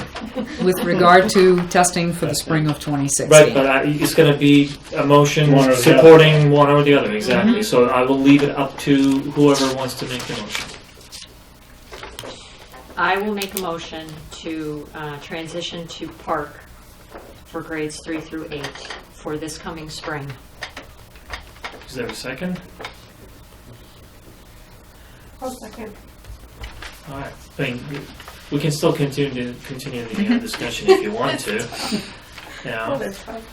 This is, I mean, just, I'm not passionate either way. I kind of feel like I'm sitting at a crap table right now, and I really don't like making decisions this way. So. And we're not the only district, obviously, as we all know. And this is the other unfortunate side of this whole thing. Somebody makes a, 11th hour decision and then throws it as usual to the school committees and the districts to decide one way or the other, with probably the worst amount and kind of information. Right. I don't know that anybody else would make a decision on anything almost based on whatever they're offering us. Just seemingly some PowerPoint presentation that they had prepared for something. Here's the information, just make a decision. And this is probably the reason why we keep on talking about us being more involved in MASC and everything else. This is the reason why everybody should be involved in those things.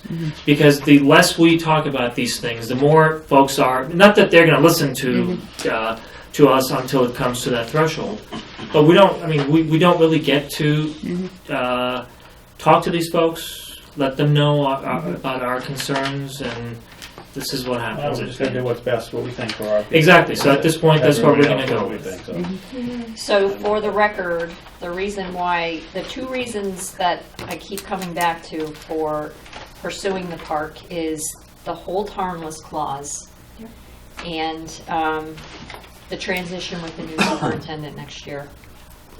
Actually, since we are disclosing reasons, the reason why I thought we would go for PARCC is that preparation. And because of its philosophy that aligns with the curriculum, and I wanted to see how we are doing in a test like that. It is less, I'm being a little harsh maybe on these things, but it is less damaged right now than MCAS because we're still trying and seeing. So there is less of a teaching to the test on this one. It's a good opportunity for us to see how we do, and we may be very pleasantly surprised. I'm hoping that we could be, but doesn't change the fact that this is a tough decision. I actually thought about this one since you sent all the documents. Me too. This was the primary thing that I thought about, which way we would go. Yeah. Not everything else on the agenda, but this one.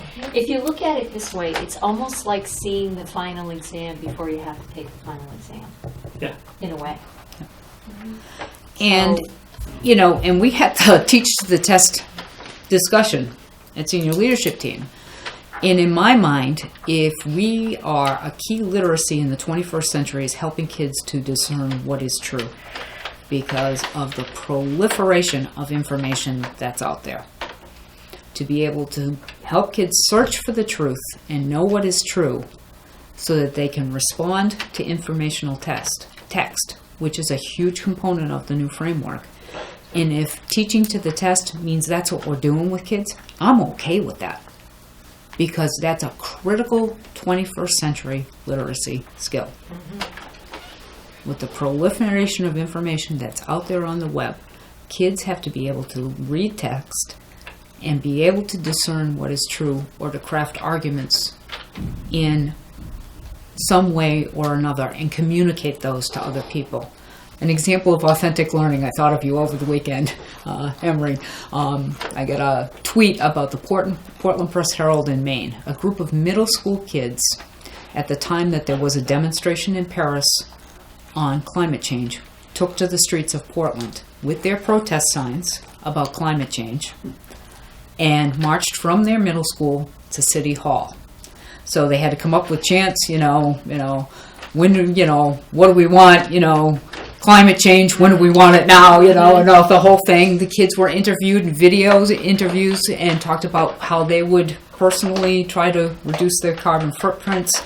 They had to reduce their message to a sign that people could read. And one kid, my husband was laughing, lobsters don't like climate change. But I thought, what a great thing to walk up to a kid and say, why did you put that on the sign? And to see if the child could actually talk about, well, I did some research over the ocean warming and da-da-da, and lobsters is a huge industry in Maine, et cetera, et cetera. The mayor gave them the key to the city, the whole 9 yards. And I thought, a classroom teacher could have said to the kids, write a paper about climate change. And the only person who would have seen and heard the message was the teacher. This was an authentic learning moment where they had to use speaking skills, communication skills through a graphic poster, and march down the streets and learn what it means to protest peacefully in a period of time where protests can get pretty ugly. So the authentic learning that came from that, and I thought, what a cool thing to be able to do. And that's all of that stuff, being able to take and make sense of the data that comes at you or the information that you get about climate change and be able to reduce that to having to put forward a position statement. And that's all the kind of stuff that the new PARCC testing is really asking of kids, is how do you take this information and deal with it? Yeah, we do. I think we are looking at it through the doom and gloom lens.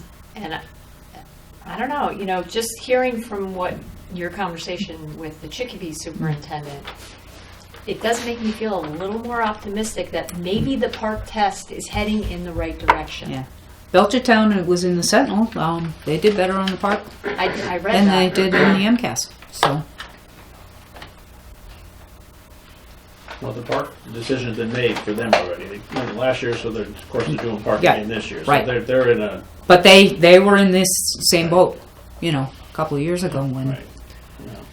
Everything that is going on right now is, at least to an extent, could be to a great extent, affected by what's going on in the country. Right. We started with this huge coalition, dwindled down to a few states that want to do this stuff. Yeah. So now we're trying to, in a way, save face by saying that we're listening to all these concerns and we're going in a different way.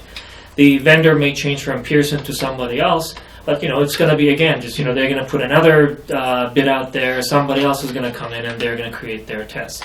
So as much as I see what you're saying, that's what I think education should do anyway. It's not PARCC. It's basically the role of education to teach the kids to be able to the good thinkers, the analytical thinkers, and problem solvers, and communicators the way those kids apparently were. So I will be very happy. If PARCC does that more so. Obviously, there's a reason for tests. I'm not just completely dismissing tests. There's a reason for them. There's a good reason for them. So we can talk about this all day, but given that we have a motion and then we have a second, and the motion, just to make sure that we're all on the same page, this is to approve to have PARCC in 2016 in Granby schools, 3rd grade through 8th grade. Yeah. Right. In the spring. 2016. Spring 2016. Okay. All in favor of the motion, please say aye. Aye. Aye. All opposed?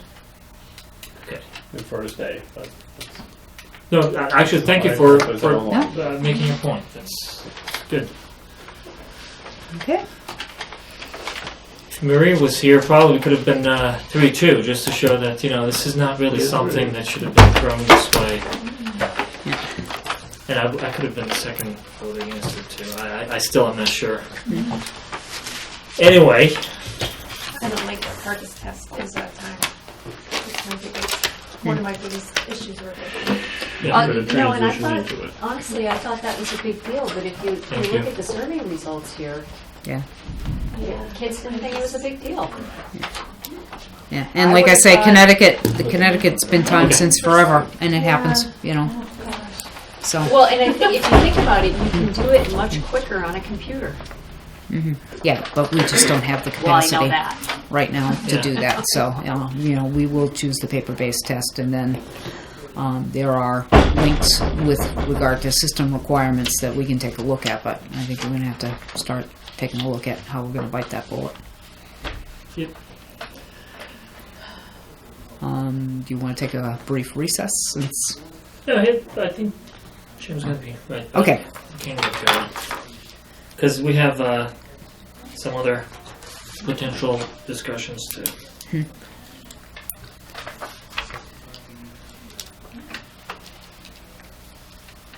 okay. Ready? Ready? Okay. Just to update you on the community outreach activities, which is part of my evaluation plan and things that are happening. Coffee and conversation will happen at 7 a.m. on Wednesday and at 6 p.m. on Thursday. Since those seem to either be early in the morning or in the evening, Thanks the for more doing popular that. times. Yeah, that's great. The architects, I believe, will be with us. I do have an electronic version of a brochure that I need to get uploaded to the website, but the topic of conversation will be the building project. They'll be here at 7 a.m.? Yes, Wow. with boards in hand and hopefully with brochures in hand. I think they might be ready tomorrow. If you remember, we talked a little bit about social emotional learning and some of the concerns we have, and that meeting's going to happen at 9 a.m. on December 9th. I'm going to be a busy lady on the morning of December 9th.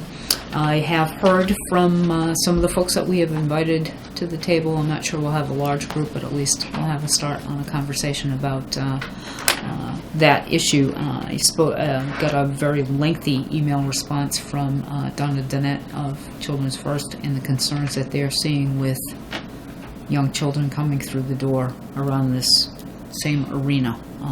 And so is very happy to engage in this conversation with us. Good. So, and then there is a program called the Bridge Program in Amherst, which is actually funded through the district attorney's office and sort of through the court system, where they're trying to do wraparound services for families as well.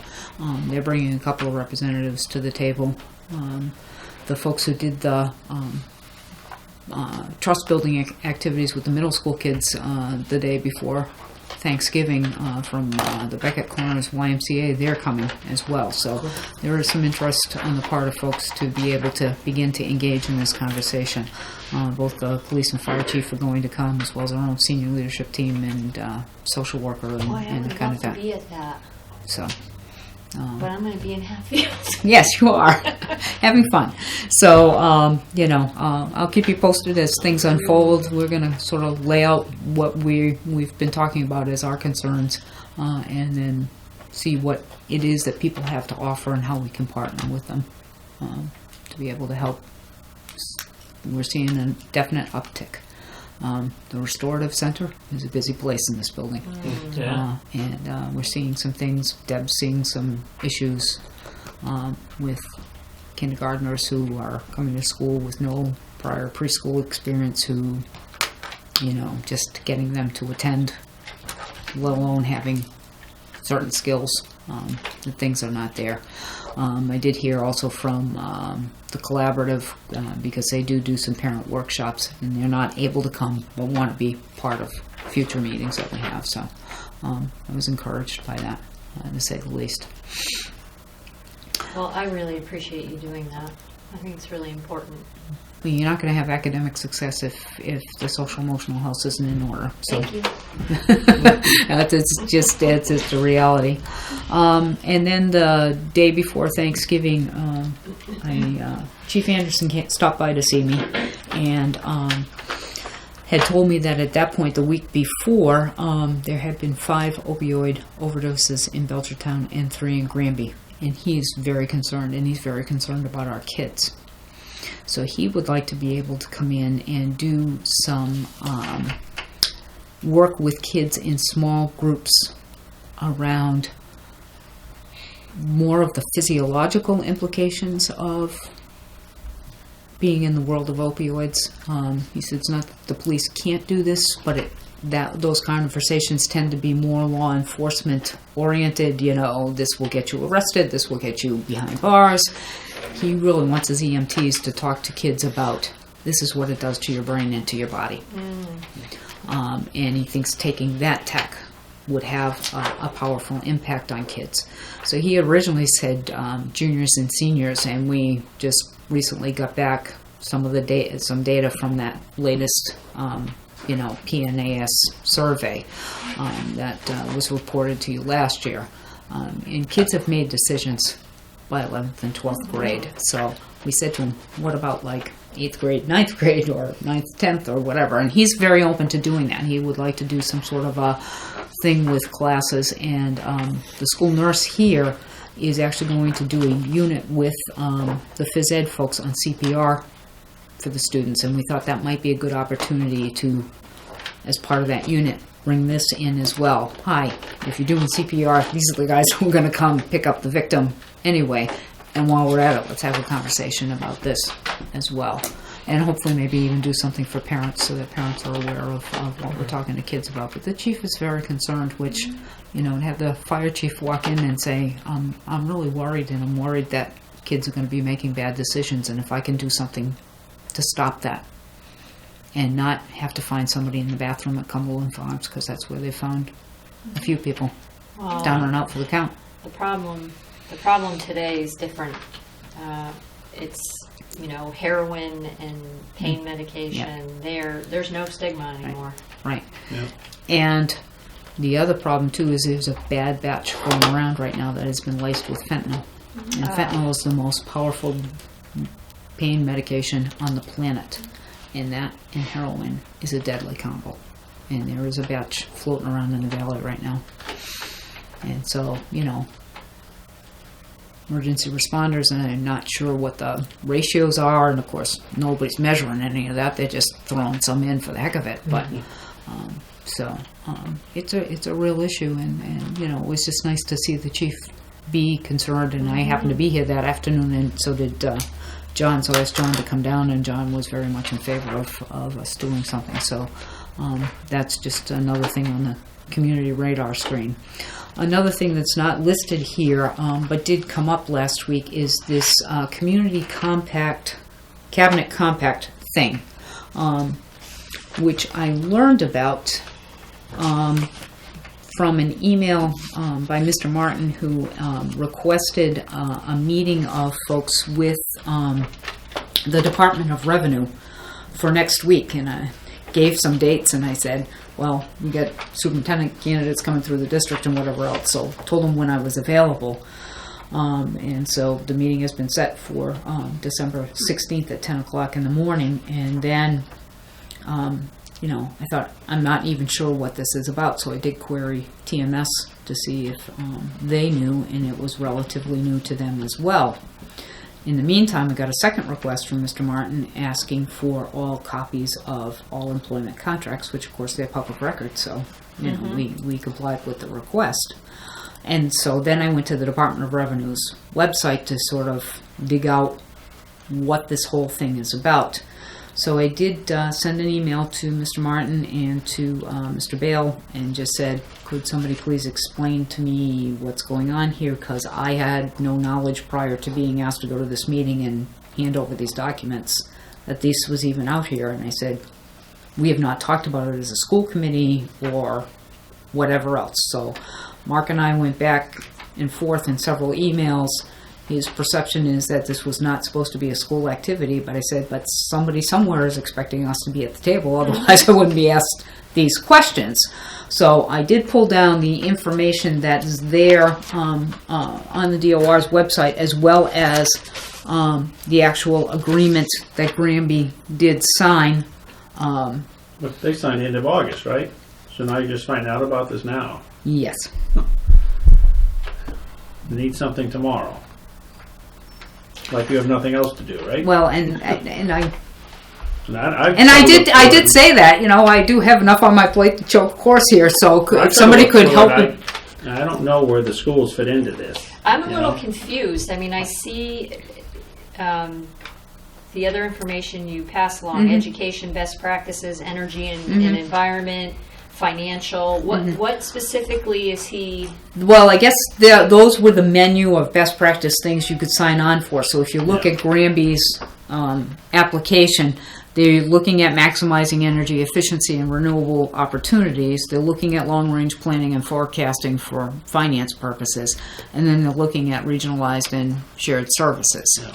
So my question to Mr. Martin and Mr. Bale was, what are the intended outcomes here, and what is the intention with regard to the town for the school district's involvement? Because I did call Emery just to find out if he had heard anything, and discovered he had not heard anything either as the chair of the school committee about this. How is it that they can look at regionalization without? Well, I don't know what they mean regionalization if you don't mind me is. just getting, so I did some, I had some conversations and I did some research around this. As you see on the menu, there is an education item, and that wasn't selected. So there is no education-related implication through this one. The reason why the school district is primarily being asked to be part of it is related to the long-term planning, which we had already started talking about. And the regionalization mentioned there is related to shared services, which is again something that we have been talking about or working on. You know, and one example of that, you know, John was sitting here who created that position. The part of this whole thing that is something that we have to work on is the communication part. Like Jim said, this is something that was signed a while ago. Obviously, for at the end, for potentially good reasons, we are part of it because we are part of this town. We're going to be part of the long-term planning and all that. But there was no communication with us that we were at one point going to be asked to participate in some meetings, answer some questions from the state, and we find out about it at the very late stage without really understanding the context, which causes a lot of turmoil because now we're just scrambling to find out what this is about.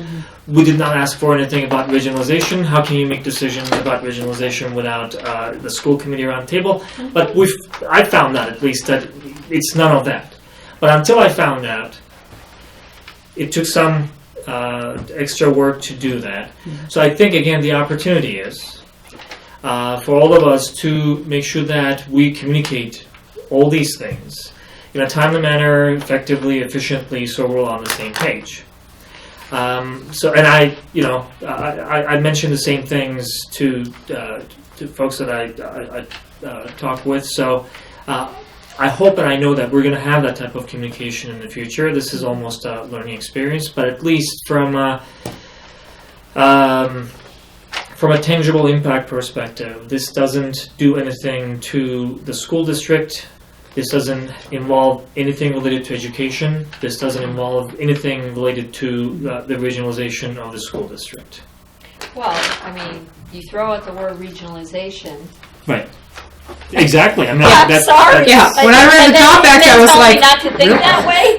Yeah. I didn't throw out the word regionalization. Yeah. Yeah.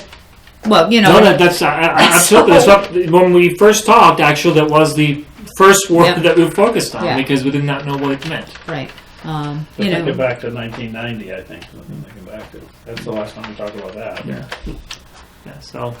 But again, absent really understanding what any of this was even about, and trying to get some sense from Mark about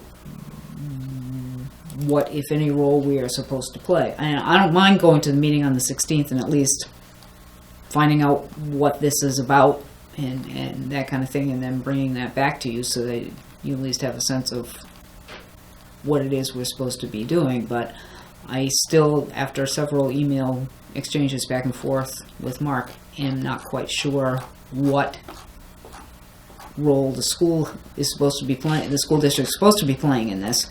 And obviously there is some sort of expectation that we're at this table because of being A, asked to go to the meeting, and B, asked to produce documents. So, Well, if this is a town-wide long-term planning, I guess it makes sense that the school district would be part of those conversations. I actually have no problem with that. In fact, we should be part of any one of those conversations. But also, there is something interesting about this whole proposal from the state side as well, that they go and get into an agreement with the town administration, the select board, knowing that the school district would be part of those conversations, knowing that school districts in any town in this state are autonomous bodies with their own budget and everything else, but without really coming to the school district directly and letting us know as well that there is something being signed and you guys have to be part of it. So this was an interesting learning experience, at least for me, because we did get a little fired up, and because we did not know what it meant and all that, and we did not know whether the implications were immediate or whatever. But I was happy when I spoke with Mark as well to find out that there was really nothing. In fact, his the email that he sent to us was saying that you can share with the school committee that it has no impact on the schools. This doesn't bind or involve schools in any way, except for the schools being part of the long-term planning. So we'll go with that, but I'm assuming we're going to find out a lot more at the meeting that you're going to be going to. right. I would be very vigilant at that meeting.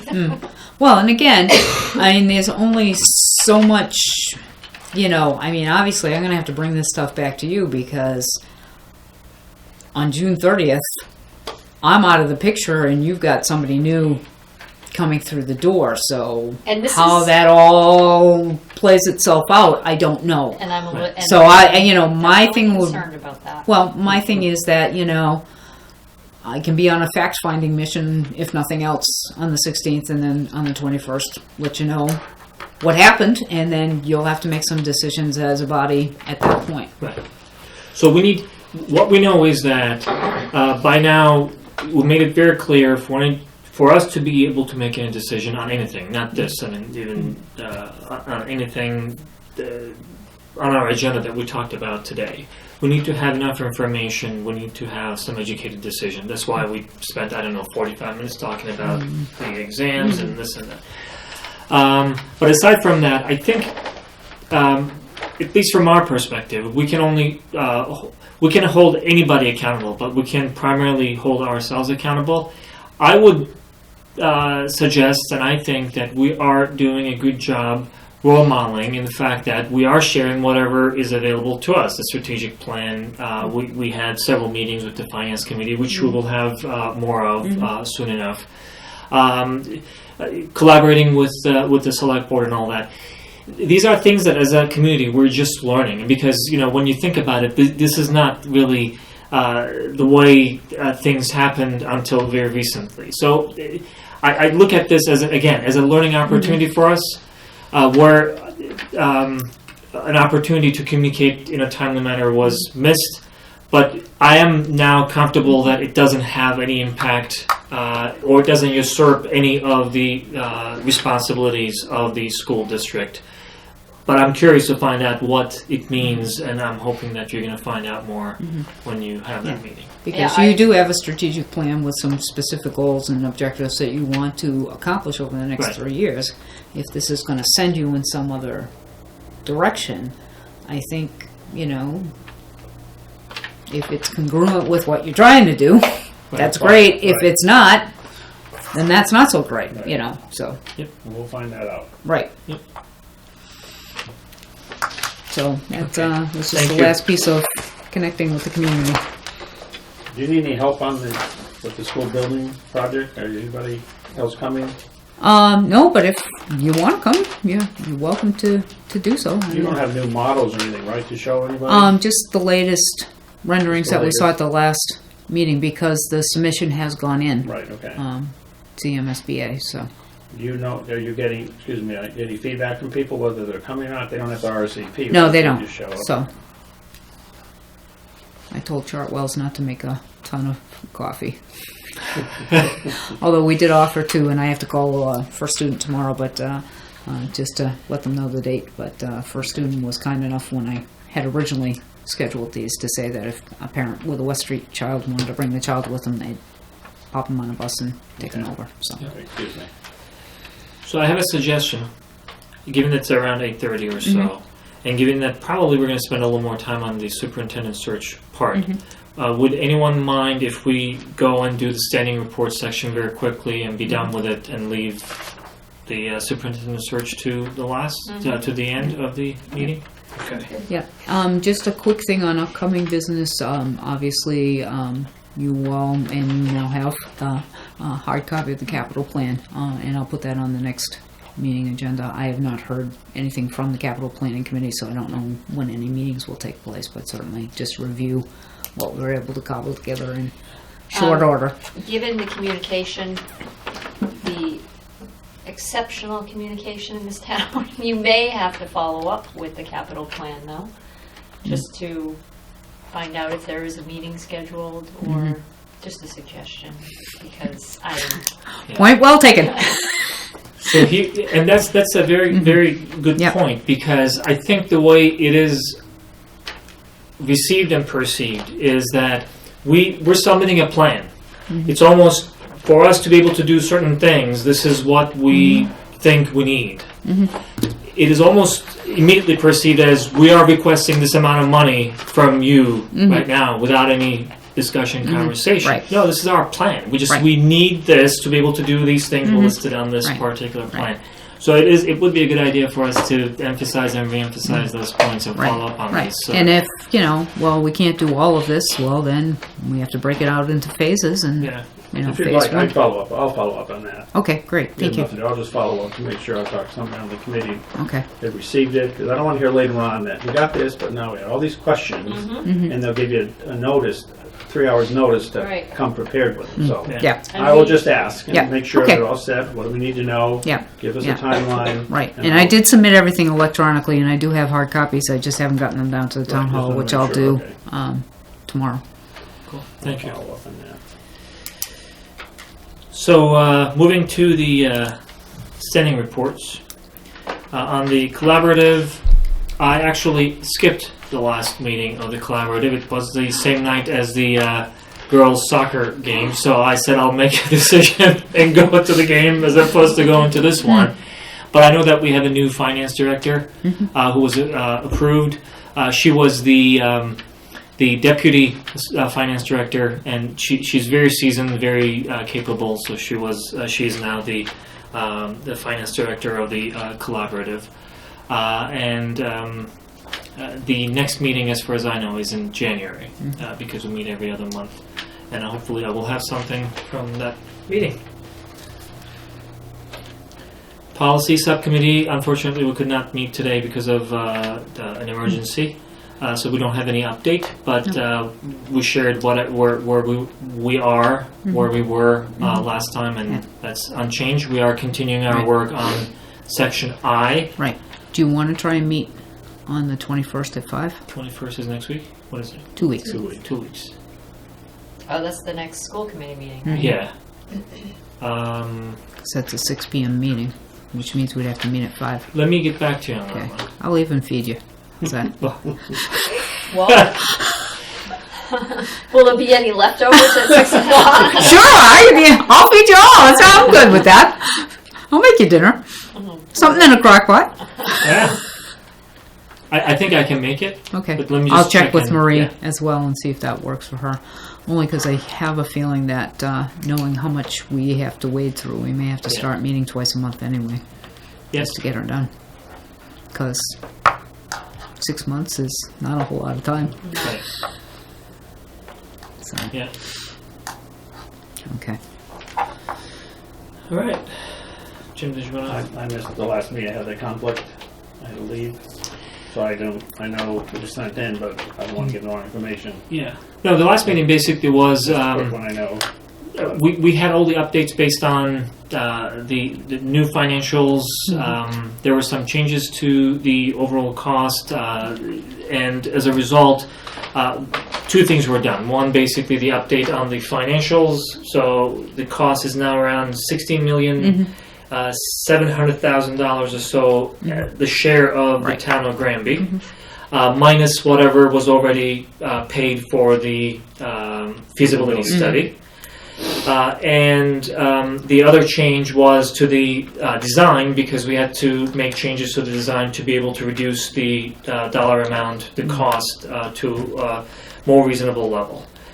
At the end, we had 3 votes at that meeting, and I will leave the rest to you to complete anything that I'm leaving out, Judy. We had 3 votes. 2 of them were related to the special education space. And one of them was to approve the new design and the associated cost. And all of them were approved. So we are now, now it is basically the architect and the project team sending it to MSBA, and MSBA, I think, takes it up in January or Yes. January. We are still on track to be able to have our town meeting in February, and then have the vote in March. Pending anything that may change along the way, because we have to get approval from the MSBA, even though we are very optimistic that it will be the case. We have to have MSBA's approval regarding each one of those changes that were made. The design changes, the cost change, and then especially the special education change, which also has to go through DESE. DESE is the final authority on the approval for the special education space. Yeah, and so the full schematic design was submitted to the MSBA. I have a nice big fat notebook in my office for bedtime reading or whatever to go through. We got some feedback from the MSBA. They asked for some additional information, which is in the process of being submitted to them. So the intent is to put it on the board's agenda for the end of January and to set the reimbursement rate at that time. There was also maintenance and capital plan that had to be submitted through the MSBA's portal, but because we did not have a capital plan, I couldn't get that done. So I told the MSBA that I had this town deadline, and then I would be able to feed the information in. So I've done that, and so that's gone in, so that the points awarded for having a maintenance and capital plan. I have not received any feedback that they're looking for additional information, so I guess I did an okay job. So that's been submitted, and so that's moving forward.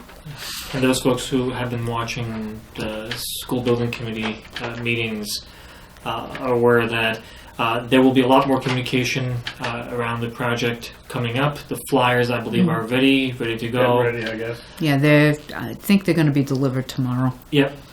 And then we're going to have segments on the public access channel from various folks who will speak to different elements of the project, whether it's the finance or design or education.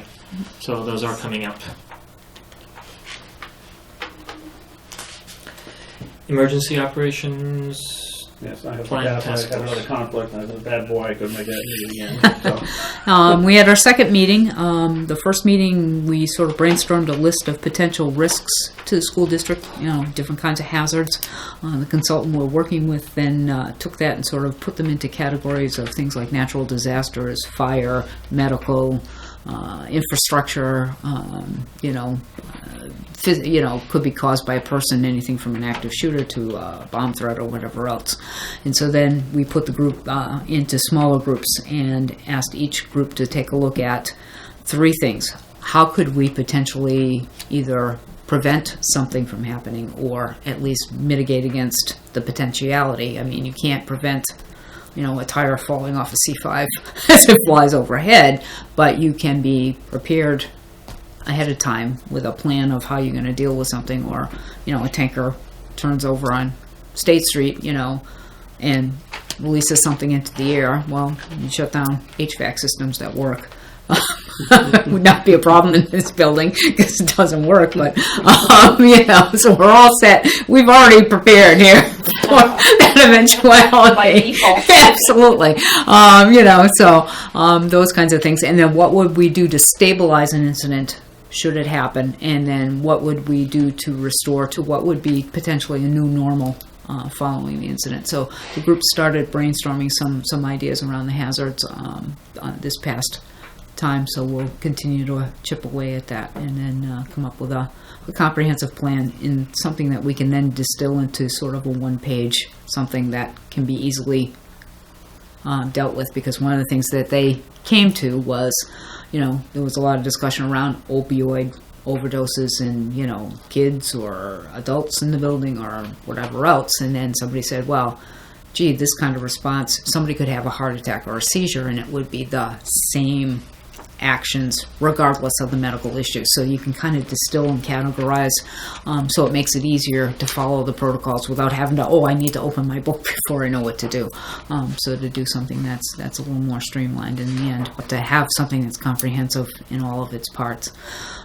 So that's the goal, and we're working away at it. So it's a good group. Yeah, and there were nice pictures on the blog.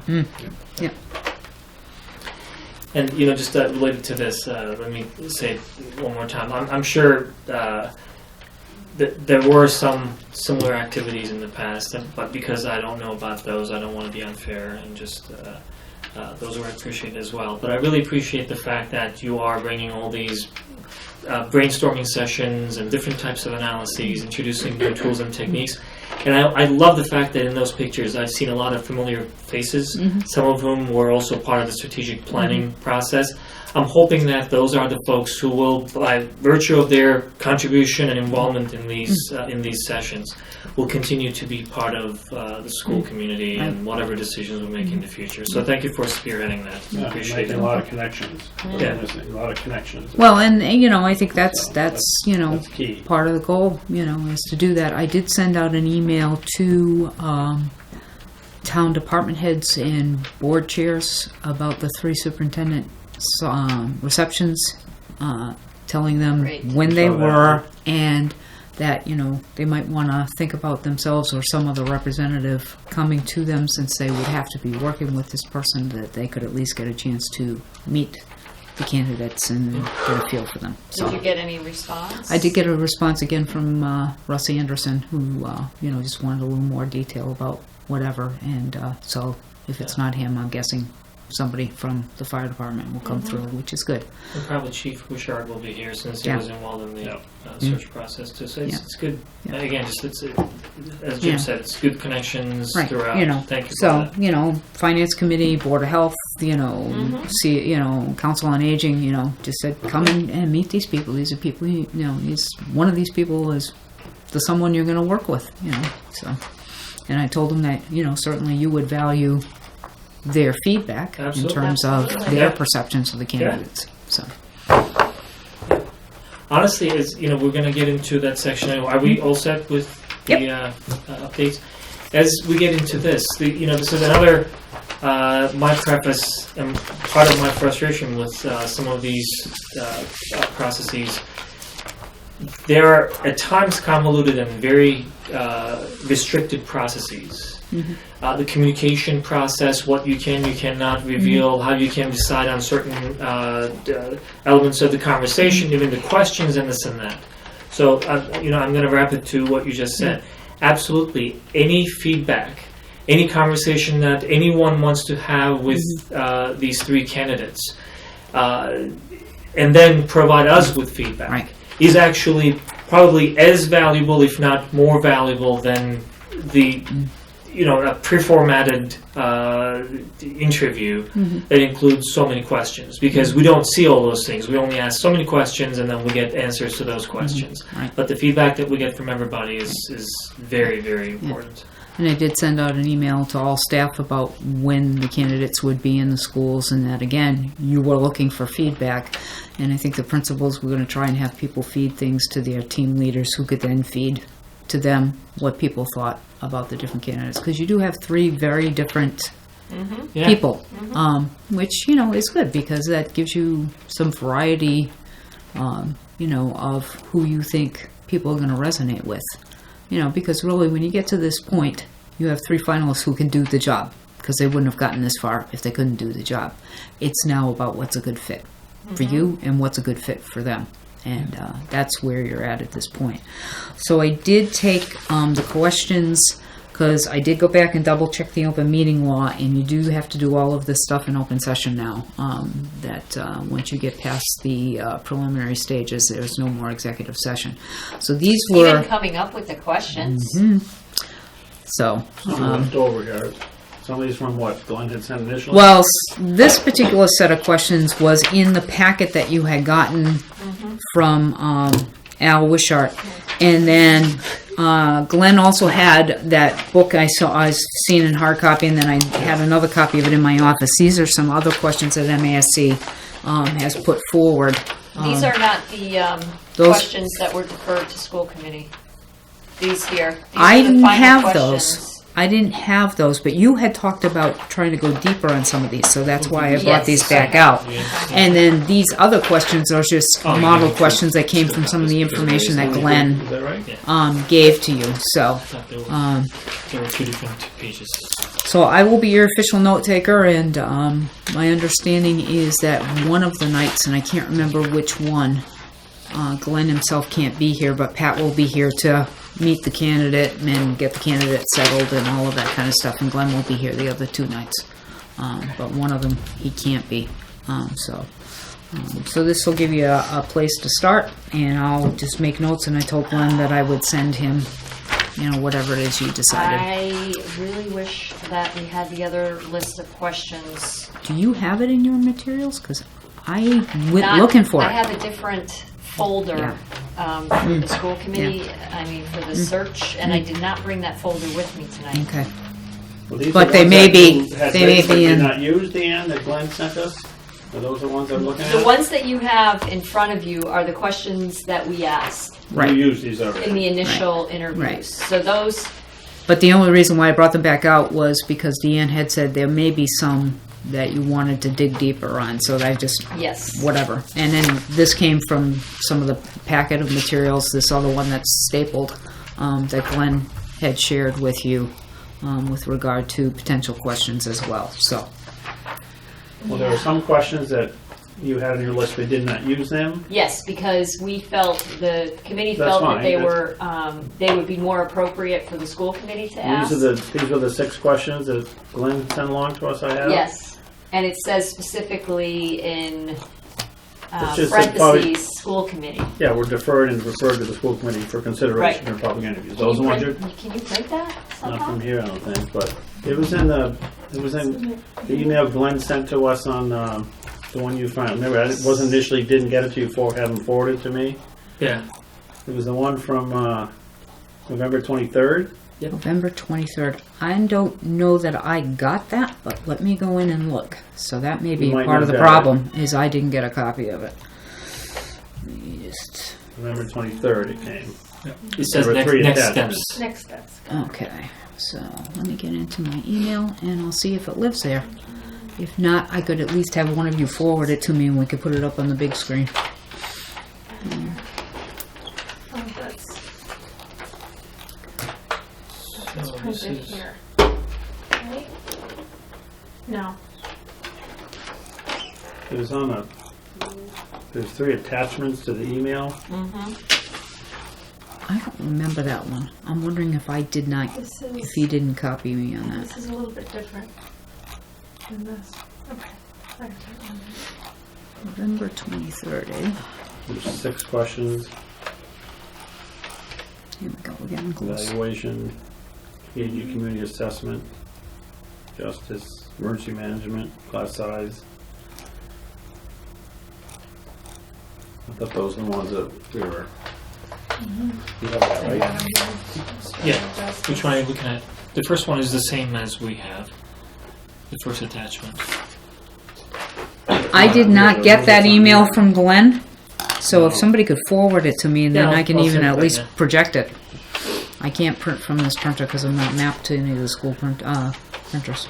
on this I laptop. also had a thought, and I think I may have mentioned it at some point, that I think it might be appropriate to ask each candidate to make a presentation, maybe using our strategic plan as a guide, and asking each candidate to make a 10 or 15-minute presentation on their interpretation of the strategic plan and how they would go about, what is their vision for implementing it.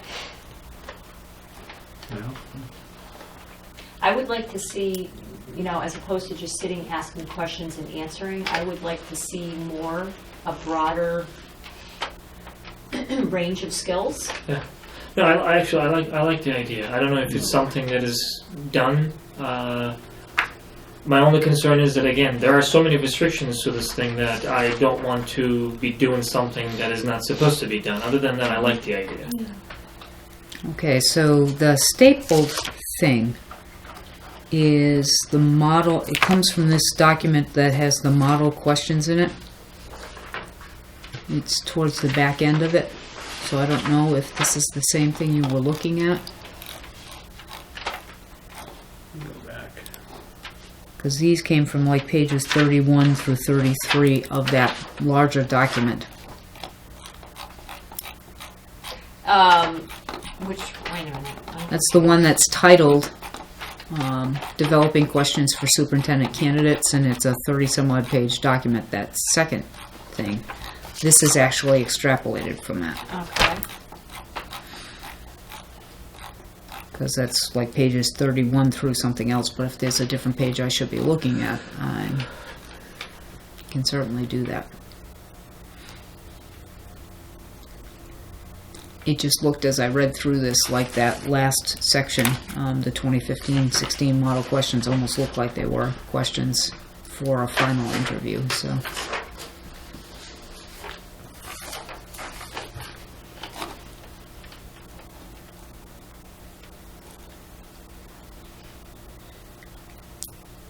So if you were to do something around the strategic plan, would your intent be to supply each of the candidates with the strategic plan in Yes. advance? Yes. Okay. I mean, we could easily do that electronically. Sure.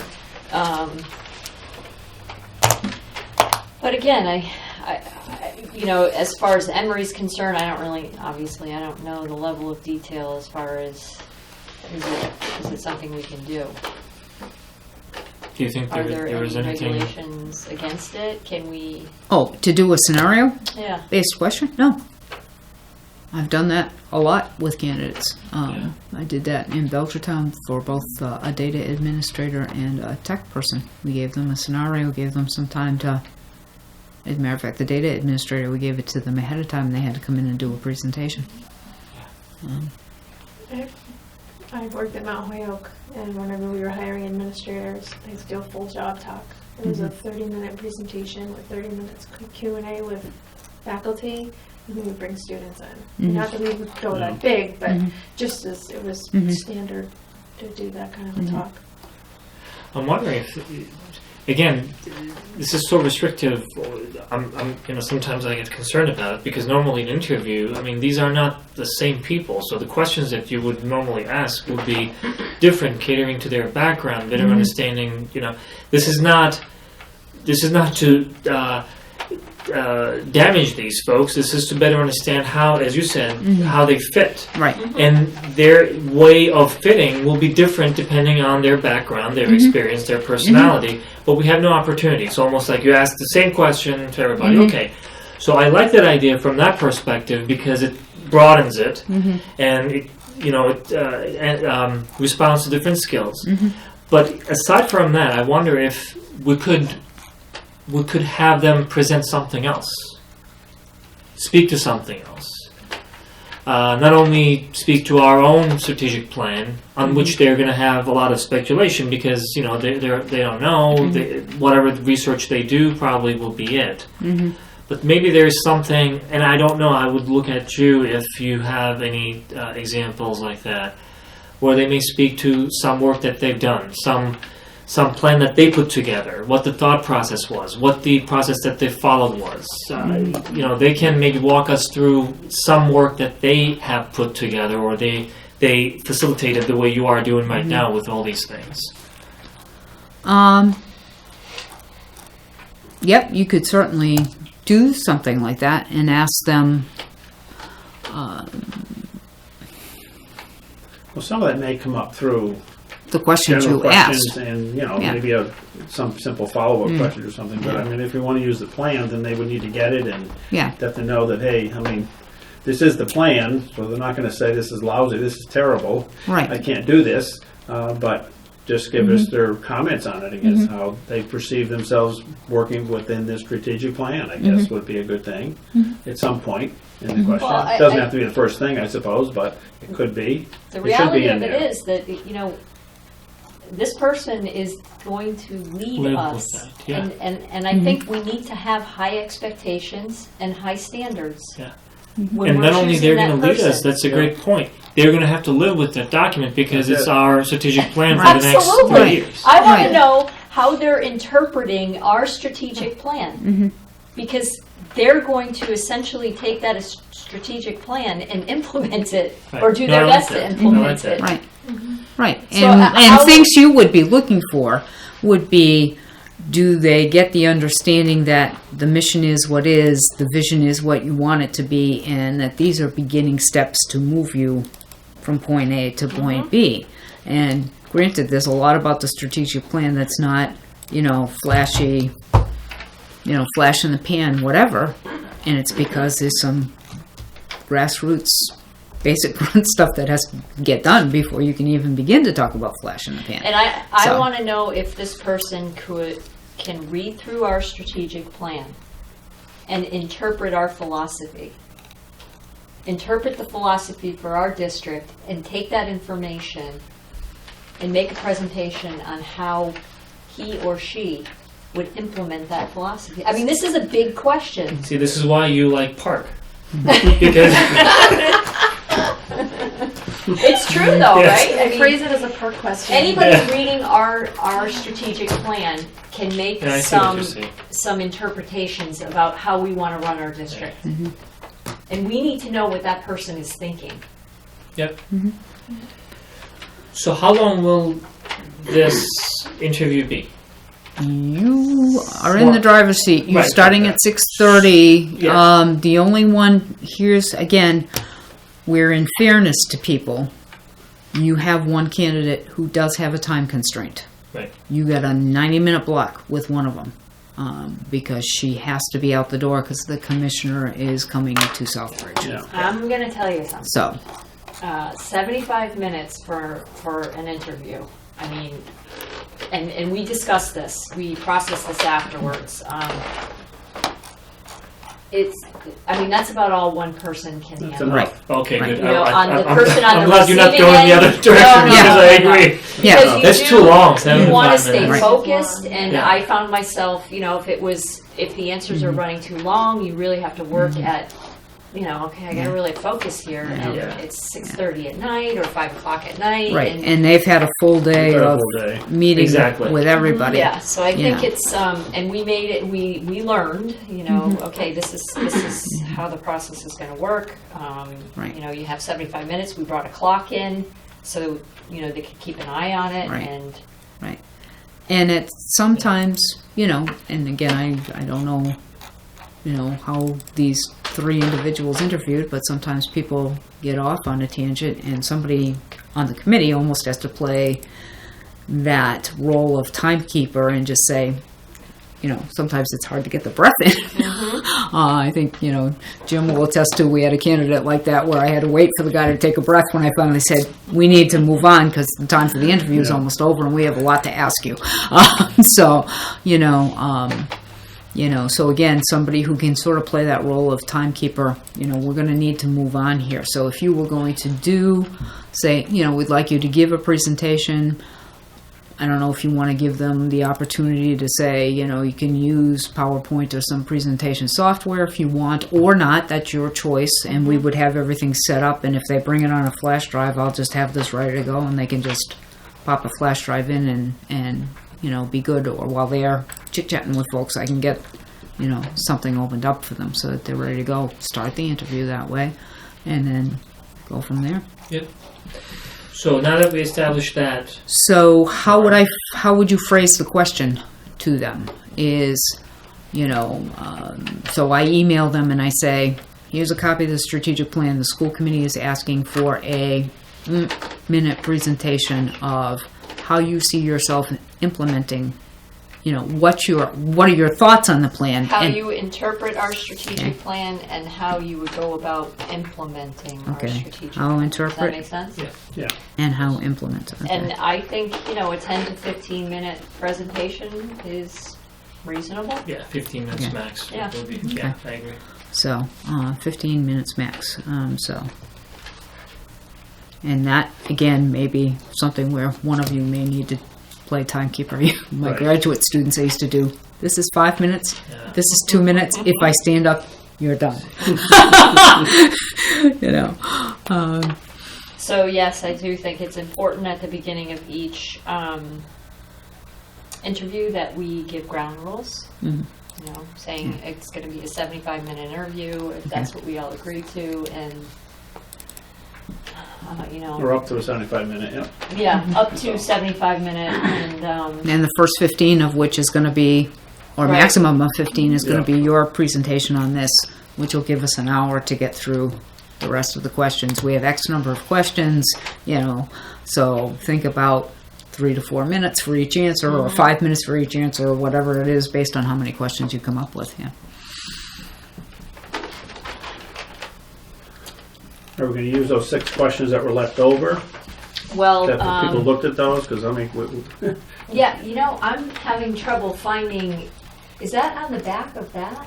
it was is after from that your questions. Yes. You had 9 questions you used, if that's correct, at your You have to initial put it in interviews. front of the school committee. Okay, there we go. How come I can't? What was the date of that one? This is from the November Yeah. 23rd email. Right. Judy, Which you need I this app. think is this, or sort of this. Tap it, goes. That's the one, right? Yeah, it's evaluation, engaging Evaluation. community, assessment. Those are all good questions. They've already been, and it's always not the question. It's listening to their answers. Is this the right match? What's their impression? Do we have that? Because there's Yes. no right or wrong Yeah. answer Those are on the a lot of ones. these. Yeah, There's no so right or wrong I answer. agree. So the areas of questions should be decided. Okay, Rest of here it it is is. depends on how they answer the question. So that's true. Yeah, because there's no right or wrong answers. I mean, Not unless used. Okay, it might these be the right guys. answer to you, All but right. I what's see. Yeah, there were area, 6 you know? questions. 6 questions. I see. Yeah, and it's headed by the following questions were deferred and referred to the school committee for its consideration during public interviews. Okay, alright, gotcha. I mean, those are all good questions, I think, that are all, you thought of that before, and they're all related to things going on, and then probably some more after that. Ones are questioned about but sort of but not used. Ones that follow after that. Now, the good news is, Did you see the ones that as I you're used? asking these questions and the person is answering the questions, you come up with 3 other questions in your mind Right. for follow-up. And How many total questions do you think there need to be, Judy?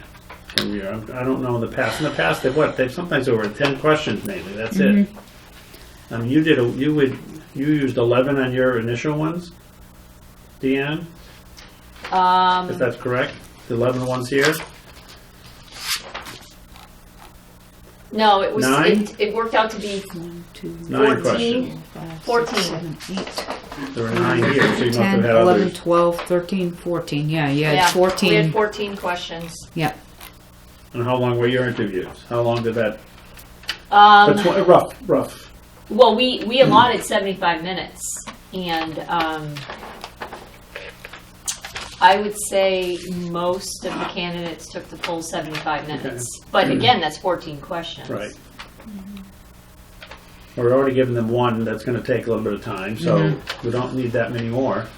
Of course, you and Marie will have the advantage of having talked to these folks at least once and ask some different questions. So whatever we decide to ask will be different than those questions. You will have some different ideas too. So that's If you a good ask thing. 14 questions in 60 minutes, you have 4.29 seconds.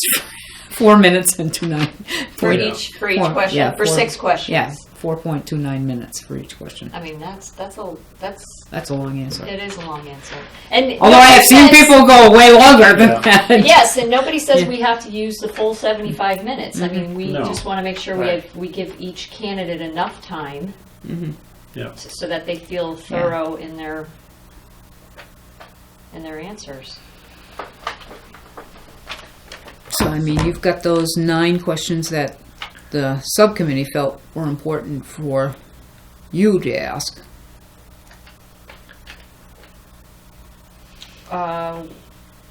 Right. Right. So, you've got evaluation, engaging with community boards, Yeah. Assessment, assessment, Justice restorative management. justice, emergency management, class size. The class one size. thing that is not, that can be a little stronger on the questions that are left over is the part that is related to the budget. The first question focuses on that, but only one of the 5 bullets, the first one, asks the question of how hands-on are you? Mm-hmm. To which the answer could be, I'm very hands-on. Do we want to just change a little bit to get them to... Well, we asked a very specific budget question Okay. in our initial interview. Would you like to use that one again? I mean, is there a hard... Well, why don't you review the question? I don't know.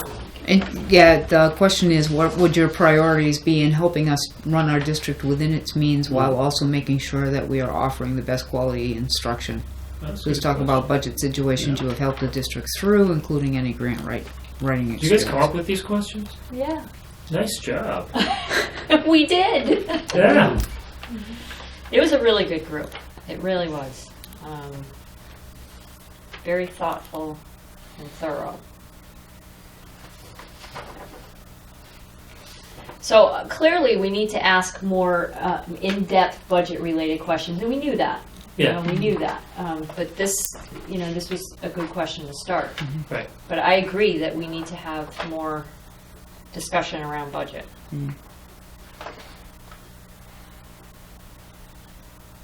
So that whole complete one there is not, it's not that bad. I mean, it's Granby, that's what it is, right? Mhm. Right.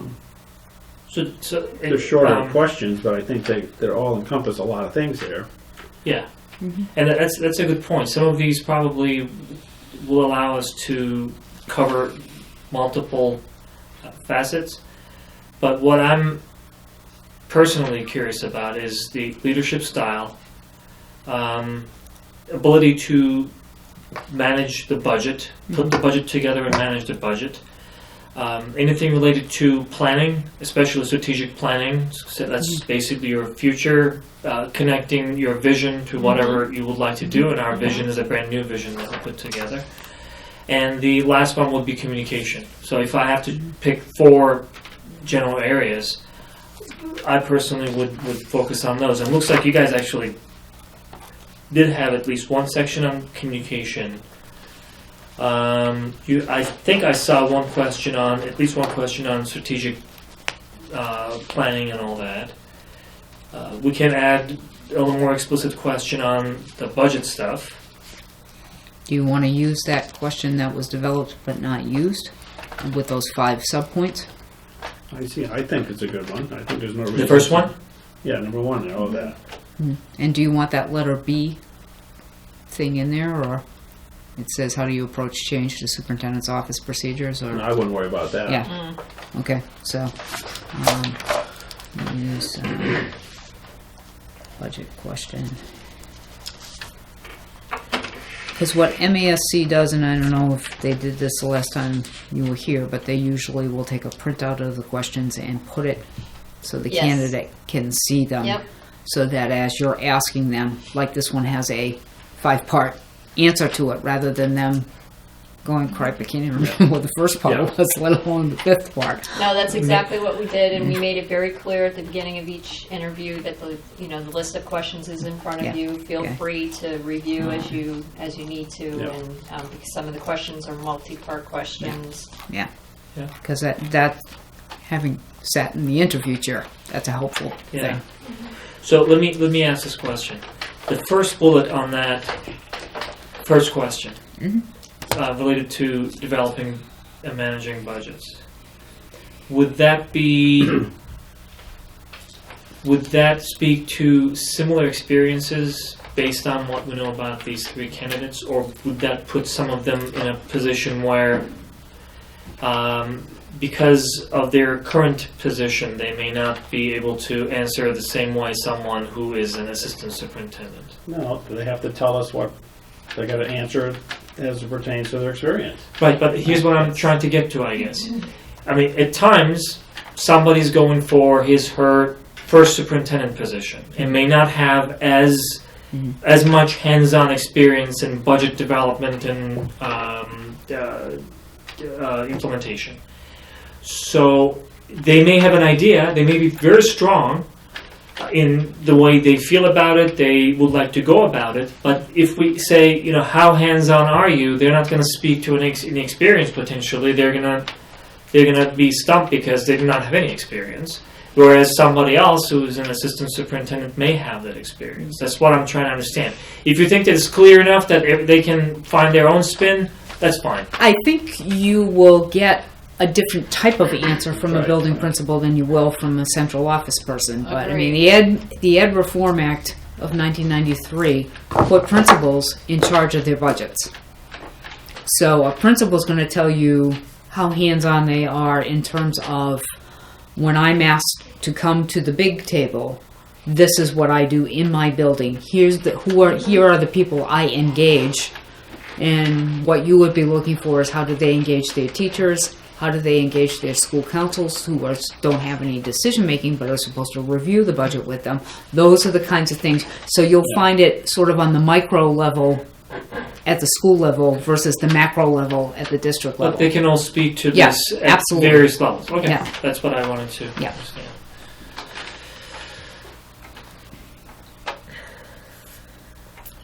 How about the next one about district culture? Anybody got any thoughts on that one? Well, we did ask about school climate. How do you know when there's a healthy internal school Okay. climate? And, how specifically do you gauge it? But I do think that it's appropriate, given that this is a wider venue. You're going to have the public, you're going to have teachers there. I think we need to ask something on school culture, internal culture. And Yeah.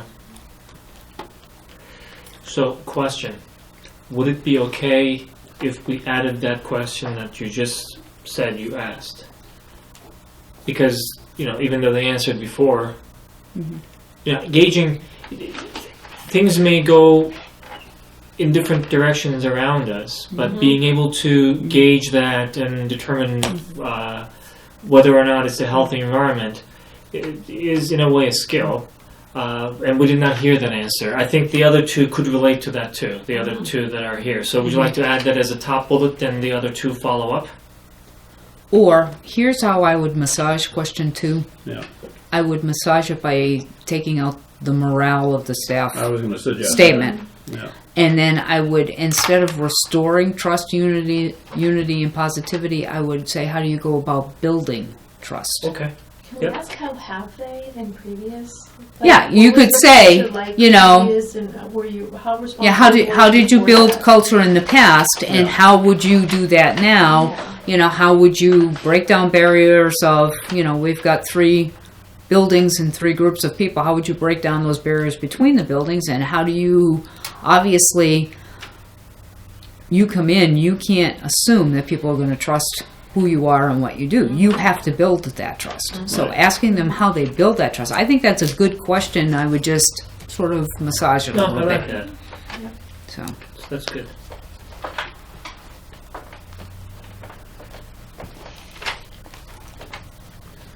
Anything else will be fine, but I have to leave Emory. Okay. I've got to bring my wife to the hospital. There's an MRI scheduled, so I better get Oh. her there. Oh, my. She just found that out today, so I gotta Oh, jeez. get her there for her neck.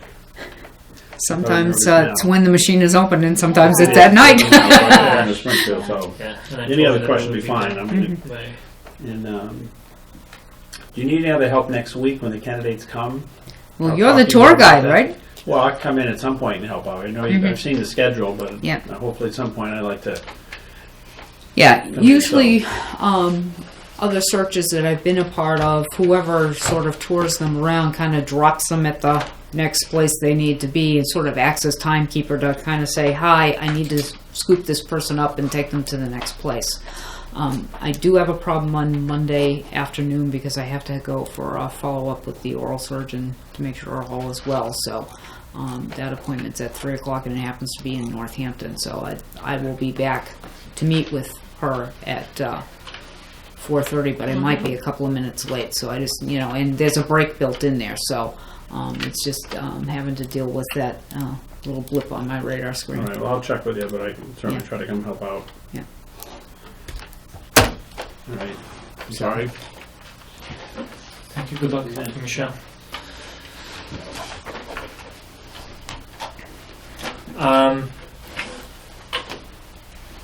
Questions 9 and 10. They probably could be combined in a way. Or could they be combined in a way? Let me not just ask it that way.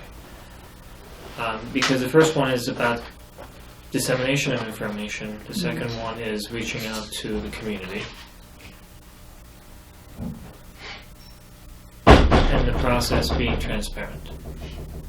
I think 9 is almost a good segue into 10. Right. Well, now keep in mind, some of these questions, now that you go lower down, these were initial questions that were part of our brainstorming session. And then we retooled combined questions to come up with the final 14. Right, but we're still in the ones that you didn't use is what I think Emery is talking about. Yeah, but when you look at 9, prioritizing transparency, and 10, Yeah. we did combine those questions. And use it too. Yeah. How did we do that? You have a communication question that's...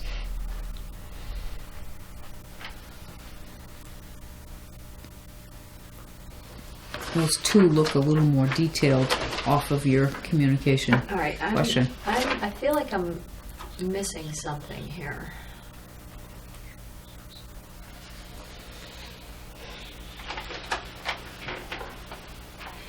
Yeah, I think if you look at, well, I don't know what I'm looking at now. On this paper, number 25, communication. How as the leader of a school system have you ensured it's supposed to be accessible, clear, consistent communication and collaboration with all stakeholders?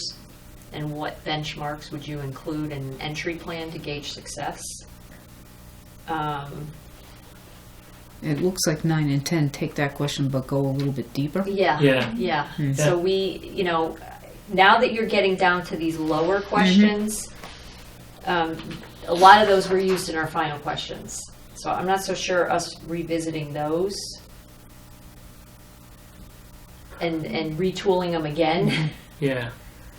But the reason why I'm going to that, because it's important. The transparency concept and communication, they will be important.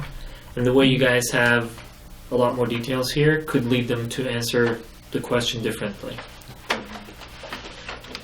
Yeah. Then I think we need to ask it a little differently Okay. and not ask the same question. With regards to transparency, maybe asking that transparency question. Yeah, I think that's what Emery's saying. Yeah. Is Okay, ask keep number it- 9 as Yeah. is. Not combining it. Right. No, just the, Right. the Okay. segue thing. Just Sorry. 9 leads Yeah. to 10. Sorry, I missed that piece. Yeah. Oh my God. I'm getting hungry and I'm getting tired, so I apologize. It's okay. So next time we meet, Judy said she will feed us. Yep, absolutely. I might hold her to that. Don't laugh. It's been done. All I have to do is make sure it's gluten-free, correct? Well, yeah, I am gluten-free. Sorry. No, That makes it complicated. not always. All right. So,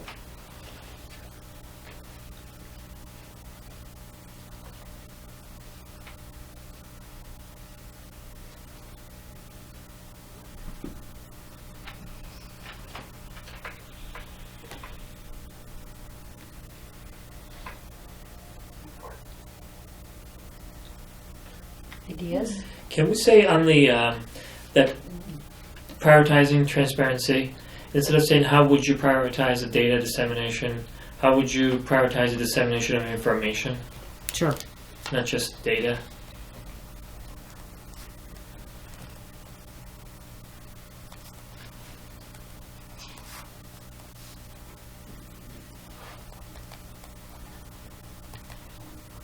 Actually, the way that question is written, what information do you believe should be transparent? I think is pretty concise and to the point. Yeah, it could go any way, right? Yeah.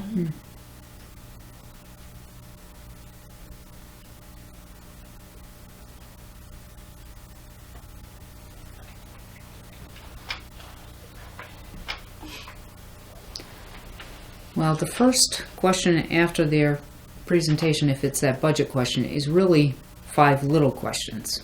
So you have to kind of think about that. Yeah. You know, you're setting the stage and then you're going to ask 5 questions about that. The district culture stuff, you know, you've got you know, 2 subparts to that.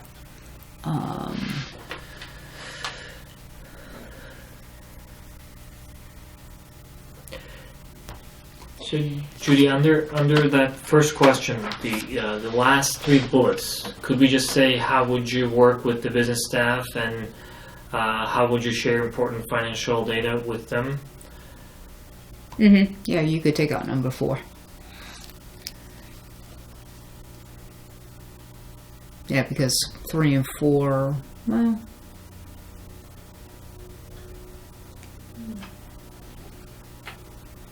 And is bullet number 2, while it's critical to know it, does it really allow a full conversation? my understanding that is as we move to join forces with the town, and I'm going to work with TMS on trying to get together a chart of accounts and then begin the process of working with Chris so that the chart of accounts can speak his language but also speak to our reporting language, which our current chart of accounts doesn't do, so that we can get into SoftWrite. And my understanding is from Chris, I have yet to see the program, the interface, but supposedly the superintendent and the town administrator in his role as town accountant are supposed to be super users that can go in and look at anything that's in there. So it Is would this be the computer system? Yeah, the the share, software that yeah. we've had for Yeah. 2 or 3 years Yeah. that nobody ever did anything Right. with, right. that we So- all needed to buy? Right. Yeah, so we're, but I mean, the town is already on it. It's just how do we get a chart of accounts for the school system that works with the DESI codes that we need to have, but also can work on his end, you know, for reporting, because he has to report expenditures too. So, so that's the next step in all of this process, is to come up with a chart of accounts and then sit down with them. So in other words, then, it does make sense. The question does Yeah, make sense. yeah, because obviously the superintendent's not going to necessarily process POs through the system, but the superintendent should at least have viewing rights so that they can dip in and see what's going on within certain areas of the budget at any moment in Really time. specific question. How would you familiarize yourself with the town's accounting system? Will they know all of those things that you just said? Someone, I don't know. Seems a little Well, I could certainly, over specific. if you put some language that said, Yeah. you know, the town and the school are about to merge accounting systems, Mhm. so that they're operating on a single system. How would you go about? That's There you go. the Yeah, question. just give them the context. Yes, Yeah. that is Okay. the question. Yeah. Which may reveal their concern or Yeah. approval or Right, Yeah. right, having, right. yeah. Yeah. The other thing that I'm just kind of, it's not on any of these questions, but it's something that was discussed at one point, was academic rigor at a high school level. Yep. Philosophy Tell me a little more about that. on, you know, expectations and standards and college level and general ed and, you know, philosophy on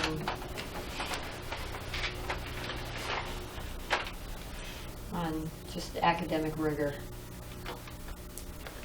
especially considering dwindling population based on Yeah. kids moving to charter schools and more competitive environments.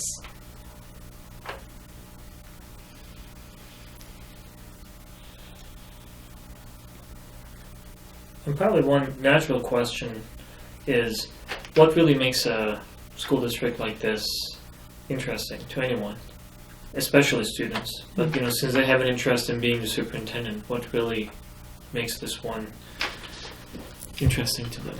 Which could work into your question as to how do we attract students who are expecting academic rigor into this particular district? Mm-hmm. What is it The that- challenges of resources, because that's really, you know, in a small district, resources are the key barrier, you know, which is why we're looking at things like VHS, because you can offer way more courses through an online portal than you can by having to hire all the people who would have to teach those courses, you know, or dual enrollment, or, you know, any of those kinds of things. So it might not be, I can solve it through bringing in people and whatever. It might be, I need to think outside of the box. We need to have some online opportunities. We need to be able to, you know, keep, you know, after, how can we, you know, make dual enrollment possible for kids who are ready to handle some of the rigors of college, or at least get a taste of that, you know. Yeah. So how do we say that? How do we ask that? Well, I think you could say, you know, it could be a follow-up to the budget question, is that Granby struggles with having sufficient resources to meet the needs of its students. And in a context of a school district that is small with limited resources, how do you ensure that there's rigor at the high school level? I think that's the question right there. I like that. Given the small district and the budget constraints. Yeah. I'll figure it out.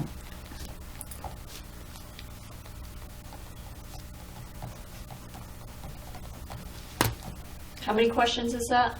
So you've got a budget question with 4 or 5 subpoints.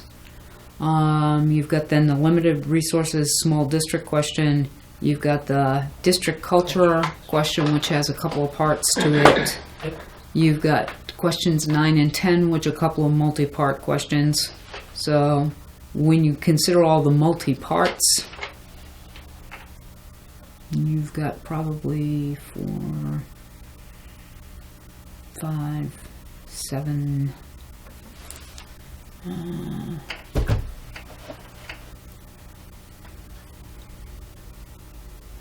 and you're about at 11 questions plus a presentation they're going to prep for you.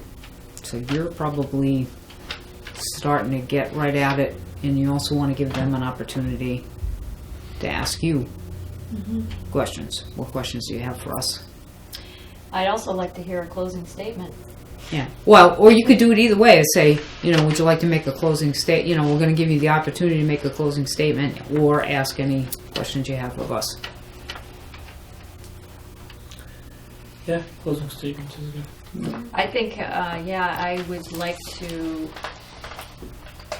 So you could do closing statement, and then what questions do you have for us? And that would probably round out your 75 minutes right there. I'd like to be specific in the closing statement. I don't want to just hear a closing statement.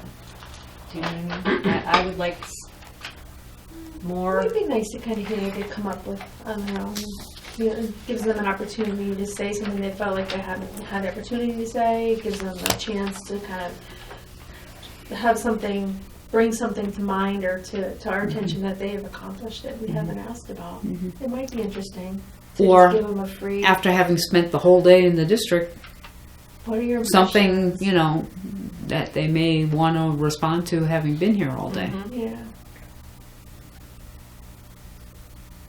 Sometimes letting people talk is very revealing.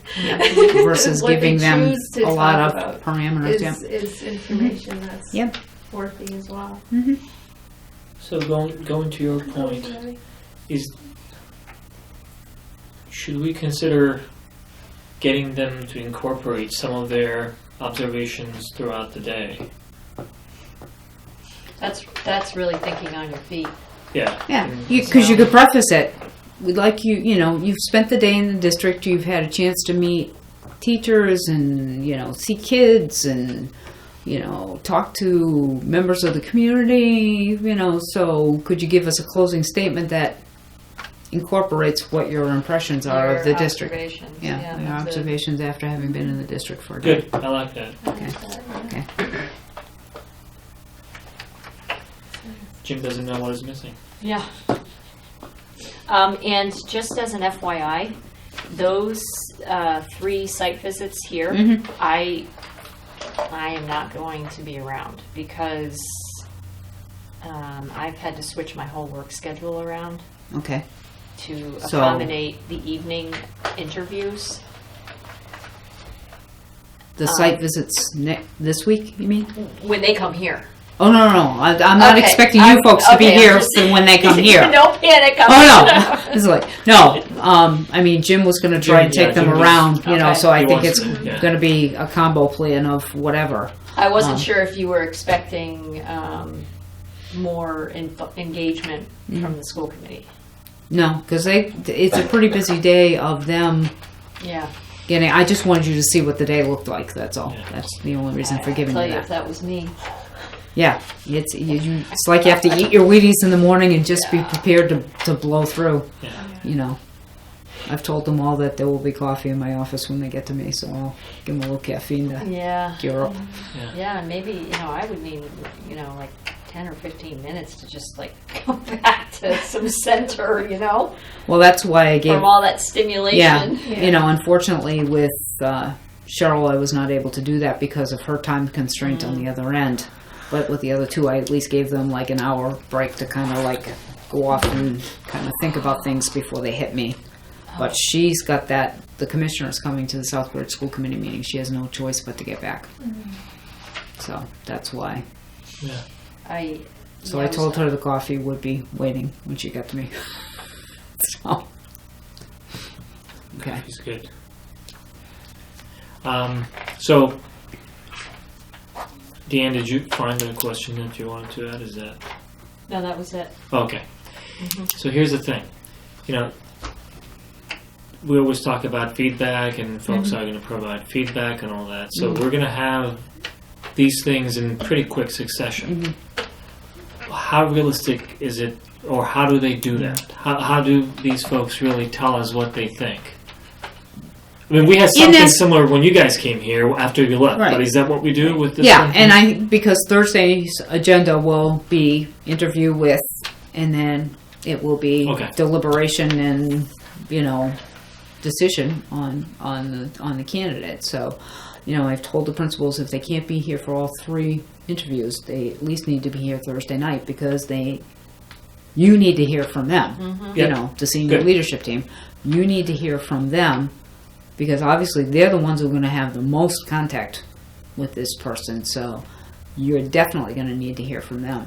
I would say that if you could get to the receptions and kind of work the room, as it were, That to was say the to one thing I was people, thinking, so what are your thoughts, that kind of thing, just and engage in a conversation, individually you know, so that you're not looking like you're deliberating, but, what do you think, what are your impressions, that kind of thing, that you'll get a little bit of that kind of feedback from them. But, I've told the principals, they absolutely, or the senior leadership team, all of them, they absolutely positively need to be here Thursday night, because when the last candidate leaves the room, you need to deliberate, and you need to hear, what did your teachers think? What did you think? Who do you think is a good fit? Who do you think you can work with? You want to know those things, because, granted, you work with the superintendent as a school committee, and that relationship is super important, but it's also very important as to how other people perceive they're going to work with that person. You may have somebody you feel really good about, and they may say, I don't think this one's going to work for us. And they're going to be the ones in the trenches with this person. And if it's miserable, that's not good either. So, that's a really hard decision to make, because of precisely what you just said. It's knowing, is one philosophy supposed to trump the other? Mm-hmm. You know what I'm Yeah. saying? Like, Right. Because we're more big picture, Mhm. right? Right. They're more in the trenches. Right. Equally important, Right. but could cause very, very different points of view. Mm-hmm. Yeah. But hopefully at the end of the day, there will be at least one candidate who you all feel can traverse both parts of the terrain. So. Well, one of the tests will be if they can endure the chill in the room. No, seriously. Jen is can we- about can we to get freeze you. moving on? Yeah, I will make sure that Holy that we override the system. Yeah. So. All right, so what else do we need to, I think we're all set with the Yeah. questions. I will put these together, get them to Glenn so that he can have them ready for the candidate. I'll get them to you. Do you want to decide who's going to ask what questions? You got a budget question, a couple of budget questions, a district culture question, 2 questions about communicating. Obviously, the opening is going to be their presentation on the strategic plan, so they're just going to, hi, here we are. Yeah. Probably you setting the ground rules. This is a 75-minute interview, so we've got, 15 minutes set aside for this presentation, an hour for the rest of it, and then, so I don't know if you want to Yeah. assign who's going to ask what questions, or Do we have 5 separate questions? you have the budget question with all of its little subpoints. You've got the limited resources and rigor at the high school question. You've got the district culture question, which is a 3rd question. You've got the 2 questions about communication. So that's 1, 2, 3, 4, 5. And then asking for a closing statement and questions for the committee. So you each could take a One question. Yeah. Okay. The presentation, 1 question each, and then closing Yeah. statement. We're all good. I do think we need a clock. Yeah. You want me to? I'll be back there taking minutes for you, because I will not Yeah, obviously I not should be be up at here. the, So if I clock. do this, it's 5 minutes. If I do this, it's 2. If I stand up, you're done. I'll do what I do with my graduate students. So as long as each candidate knows ahead of time Yeah. how it's going to work. Yeah. It doesn't matter to me how we do it. Mm. Okay. But keeping on the timeline, I think, is going to be Yeah. important. Because Yeah. they'll be done too. Yeah. By the end of Yeah. the day, they'll be done. Yeah. Fried like French fries. Here, Yeah. this is your 15 minutes right there. Oh my God, that would stress me out. I know, right? Oh Oh my God, my son. Oh my God, that would totally stress me This is out. what we do for the statements that candidates do at my volunteer organization. Because there are elections every year. Yeah. So I'm the one who sits there. Like I said, that's how I used to do with my graduate students. 5, 2, I stand up, it's over. All right, so I will make sure that this, I'm Right. going to have to reach out to Marie tomorrow because Yeah. we have to Just make one sure of you that- will, only because there's 2 of you present, and then if somebody, even if they're just loose notes, so we can put some minutes together. But I just would rather have you be covered by the open meeting law, and since there are 2 of you and you are going to be talking about whatever, you know, as you're doing all of this. And I did let Cheryl know that on Friday afternoon you were coming from Hatfield, so Yeah. the chances of you being right on time at 12:30 were probably not strong, and so just that she's aware of that. So. Okay, that's good. Okay. So, that was the last item on our agenda. If there is a motion to adjourn, So we'll moved. call it an evening. Is there a second? I will second that. All in favor? Aye. Aye. Aye. At 9.